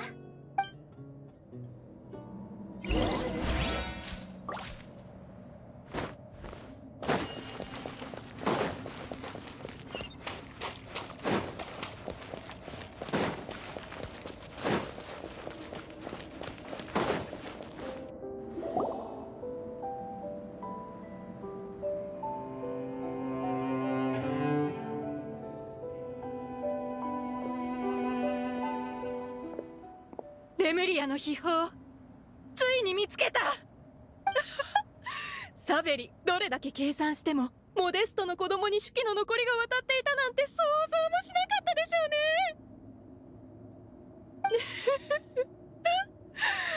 あなたが手に入れた秘典の原本に感謝しないとね。おかげで最後のピースを埋められたのよ。ようやく手にできるわ。異常なほどの鋭敏さを持つ兵士たちによって腐敗を誇ったレムリアの秘宝は空っぽ。空っぽ。モニカ遅かった。エスコフィエ、あの容器は？秘宝の真相を隠すために、そして二度とそれによって人々が傷つけられることがないように、サベリは最後ここに来て全てを葬り去ったのよ。そんなはず。こんなに苦労して調べて綿密な計画を立ててやっと見つけたのよ。なのに手に入ったのは空っぽの容器だけ。モニカ、落ち着きなさい。この遺跡はどこも危険だらけなのよ。ふざけないでよ。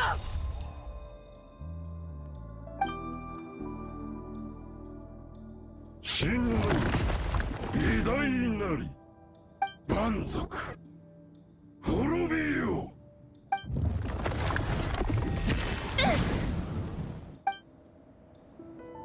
このバカ、自分の面倒ごとに他人まで巻き込むなんて。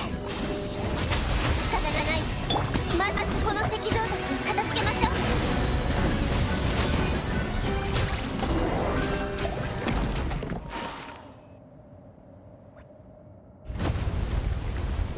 うわ、この遺跡まだ揺れてるぞ。どっちにしろモニカのせいじゃんか。話してる場合じゃないぞ。さっさと逃げようぜ旅人エスコフィエ。今す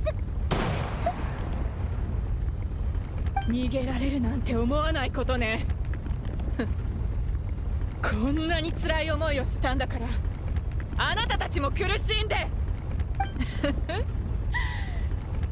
空っぽの人生だったけど、最後にこの天才を道連れにできるなんて悪くないわ。どうかしてるわ。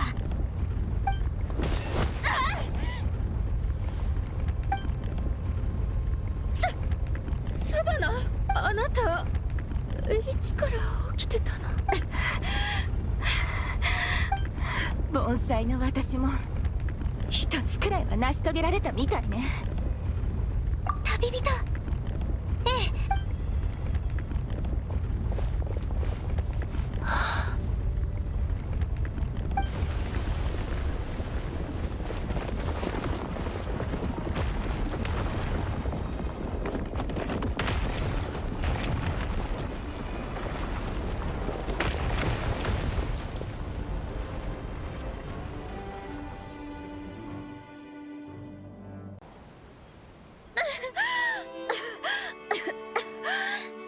エスコフィエさん、シェフ。旅人さん、パイモンさん。バネーゲム、お前たちも来てたのか。エスコフィエさんや旅人さんが危険を顧みないで戦ってるのに、ホテルで待ってるわけにはいかないだろ。って言ってもここで君たちが陸に上がってくるのを待つしかなかったんだけどね。私こんなにたくさんの人に助けてもらう資格なんてないのに。もうエスコフィエが辞める原因を作ったのに、あの味を再現することもできなくて、モニカに操られて死にかけて、厨房でもみんなを追い詰めてばかり。エスコフィエ、お願い戻ってきて。私なんかにあんたの後は継げない。私が辞める時に言ったことは一言も聞いてなかったわけ？え？あの時は頭の中がルミリネのことでいっぱいで、なんて言ってた？まあいいわ。もうどうでもいいもの。そもそも私が地位を譲ったのはあなたのためじゃないし、そうじゃなかったらどうしてみんなこんなところであなたを待っているのよ。そうですよ。しょっちゅうダメ出しされて作り直しを命じられてましたけど、お客さんに一刻も早く満足のいく料理を出すために手を尽くしていた姿を見てましたから。エスコフィエさんが辞めたばかりのあの時期、サバナさんがいなかったら俺たちは低迷期を乗り越えられなかったと思いますよ。今のお客様たちはメインシェフがあなただと知ってなおホテルドゥボールを選んでくれています。それもあなたへの信頼の証ではないでしょうか。我々は皆凡人です。誰だって間違いを犯すものですよ。大切なのはその過ちを乗り越え立ち直ること。それこそが凡人としての生き方なのです。だとしても私がフィルマンにしたことやエスコフィエにしたことは許されることじゃない。それはシェフ本人に聞いてみないと。サバナさん、お久しぶりです。フィルマン、ごめんなさい。私あんなにプレッシャーをかけて、それに問題が起きた後も意地を張って会いに行かなかった。でも今さらこんなこと言ったって遅いでしょ。聞いたよ。今は包丁さえ。それはもうすぐ握れるようになると思います。え？当初我々は心理的な問題だと考えていました。しかし脅迫状が明るみに出た時、モニカさんのお茶のことを思い出したんだそうです。そう、ルミリネ入りの。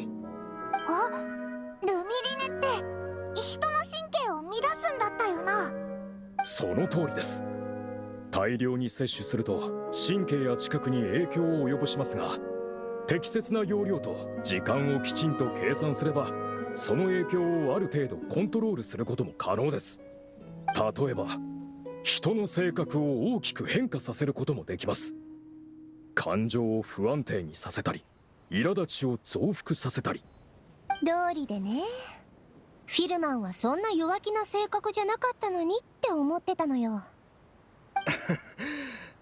フォンテーヌ科学院の友人に相談したんです。そしたらこの程度の量なら特に危険はないって言ってました。すぐに治療してもらえるそうです。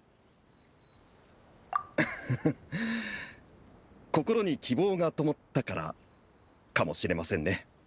モニカさんはフィルマンさんだけに手を出したわけではないのかもしれませんね。つまり私も？ナは急に短気になったのか？それでも全てルミリネのせいにはしないことね。あれは単なる増幅装置みたいなものなんだから。美味しいものはさらに美味しくなるけど、まずいものはもっとひどくなるのよ。だから反省も謝罪も怠らないこと。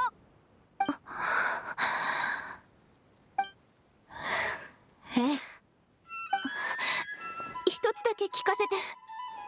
私のドゥボールケーキ、どうしてエスコフィエのと味が違うの？もしかして本当に私に才能がないから？バカね。オーブンの加熱線の接触不良よ。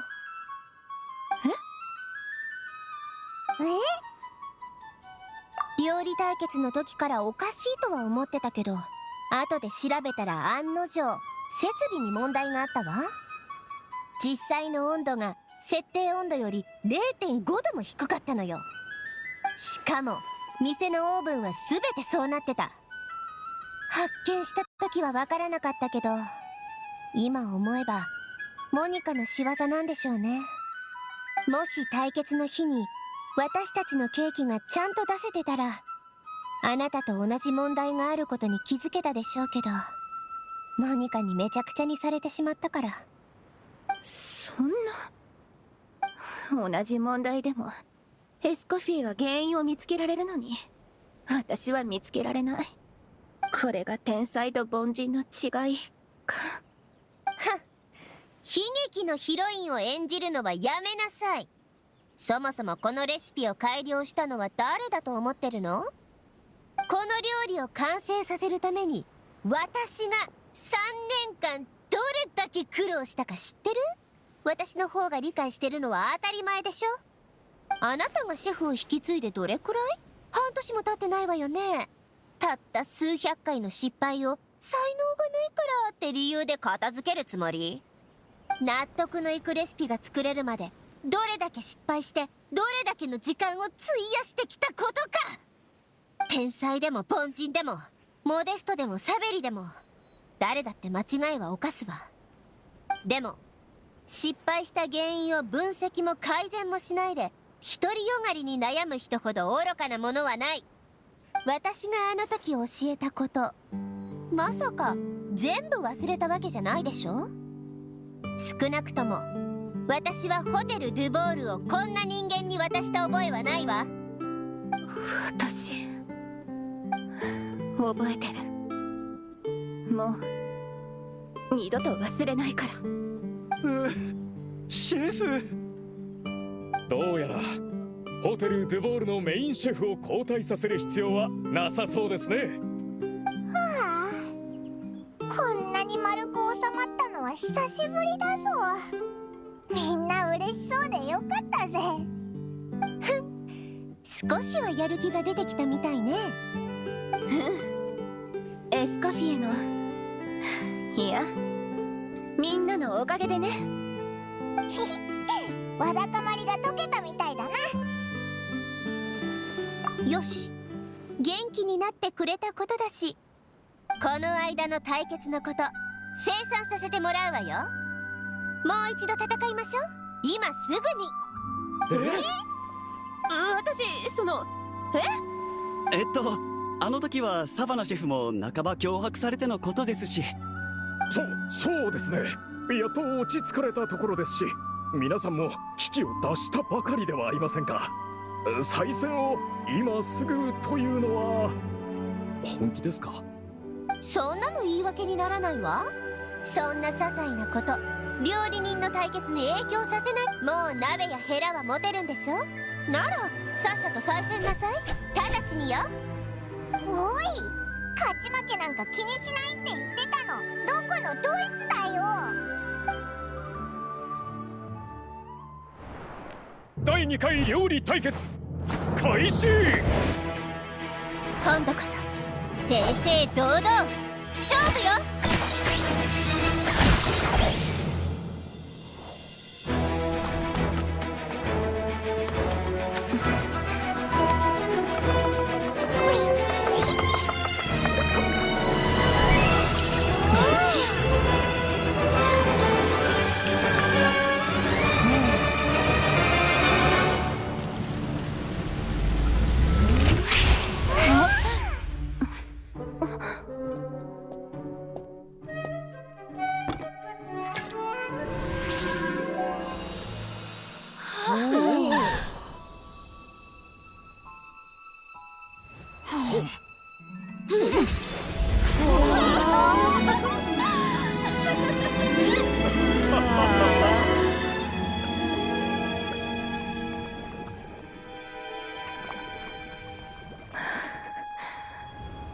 私に料理を出す資格なんて。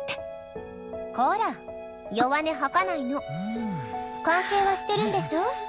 美味しいかまずいかなんて食べてみないと誰もわからないわ。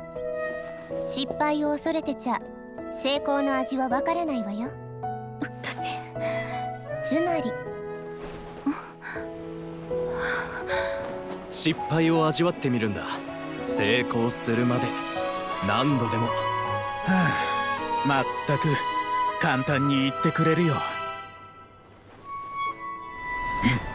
やってみる。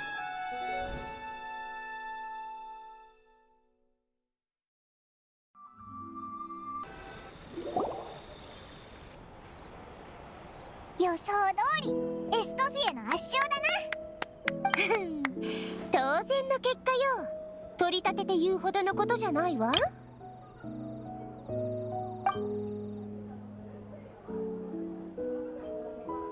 それもそうだな。サバナは負けちゃったけど前より明るい顔してるぞ。さて、どこまで話したかしら。今回の件でまだ何か聞きたいことはある？あら、ナビアから聞いてないの？実は辞める時にサバナにも伝えていたのだけど、あの子ったら全然耳に入ってなかったみたいね。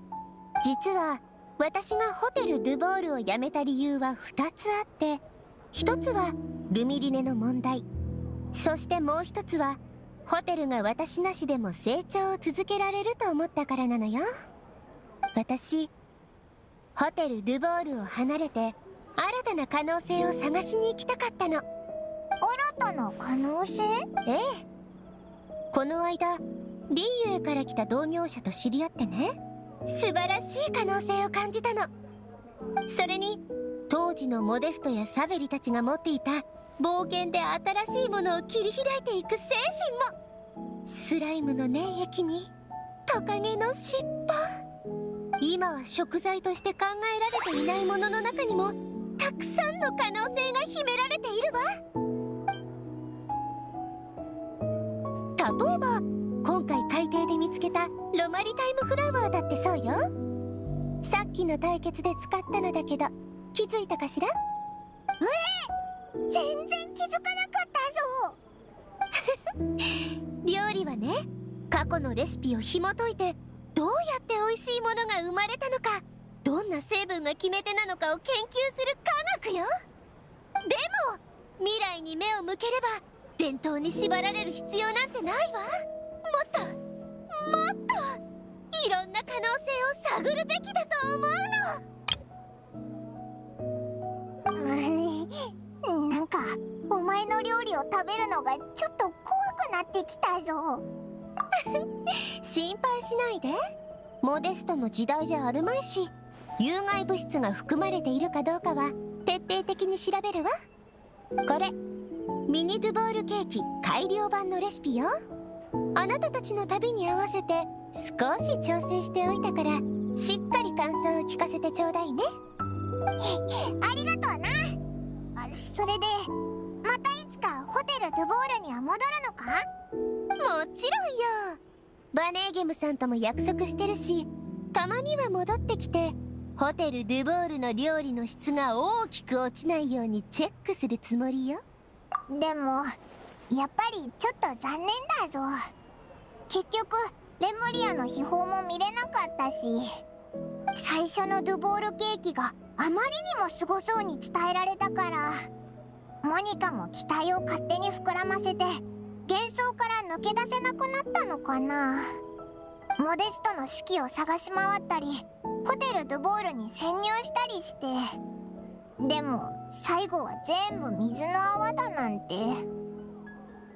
秘宝のことなのだけど、モデストの体験と海域の環境からだいたい分かってきたわ。レムリアの秘宝っていうのは、要するにレムリア人がルエトワールから抽出したルミリネのことよ。じゃあ当時のドゥボールケーキはなんであんなに大げさに騒がれてたんだ？お砂糖の生成技術も発達していなかった時代だもの。スイーツどころか少しでも味覚を刺激してくれるものが現れたら珍しがられるのも無理ないわ。ルミリネ自体も古代ならそれなりの価値はあったかもしれないけど、今の時代じゃフォンテーヌ科学院で完全に研究し尽くされているし、たとえサベリが壊さなくてもきっと大した値段はつかなかったでしょうね。じゃああの遺跡にはお金になるものなんて少しもなかったのか？おいらモニカがちょっとかわいそうになってきたぞ。やっほー。あら、ナビア？あら、あんたたちちょうどよかった。海底遺跡から出てきたばっかりよね。この号外見た？これこれ、海底で謎のレムリア遺跡発見。1000年前の華麗な容器出土だって。すごい芸術的価値と歴史的意義があるそうよ。完全な状態なら1億モラは下らないだろうって専門家が。これって秘宝が入ってた容器じゃないか。残念ながら壊れちゃってたんだって。はあ、もったいない。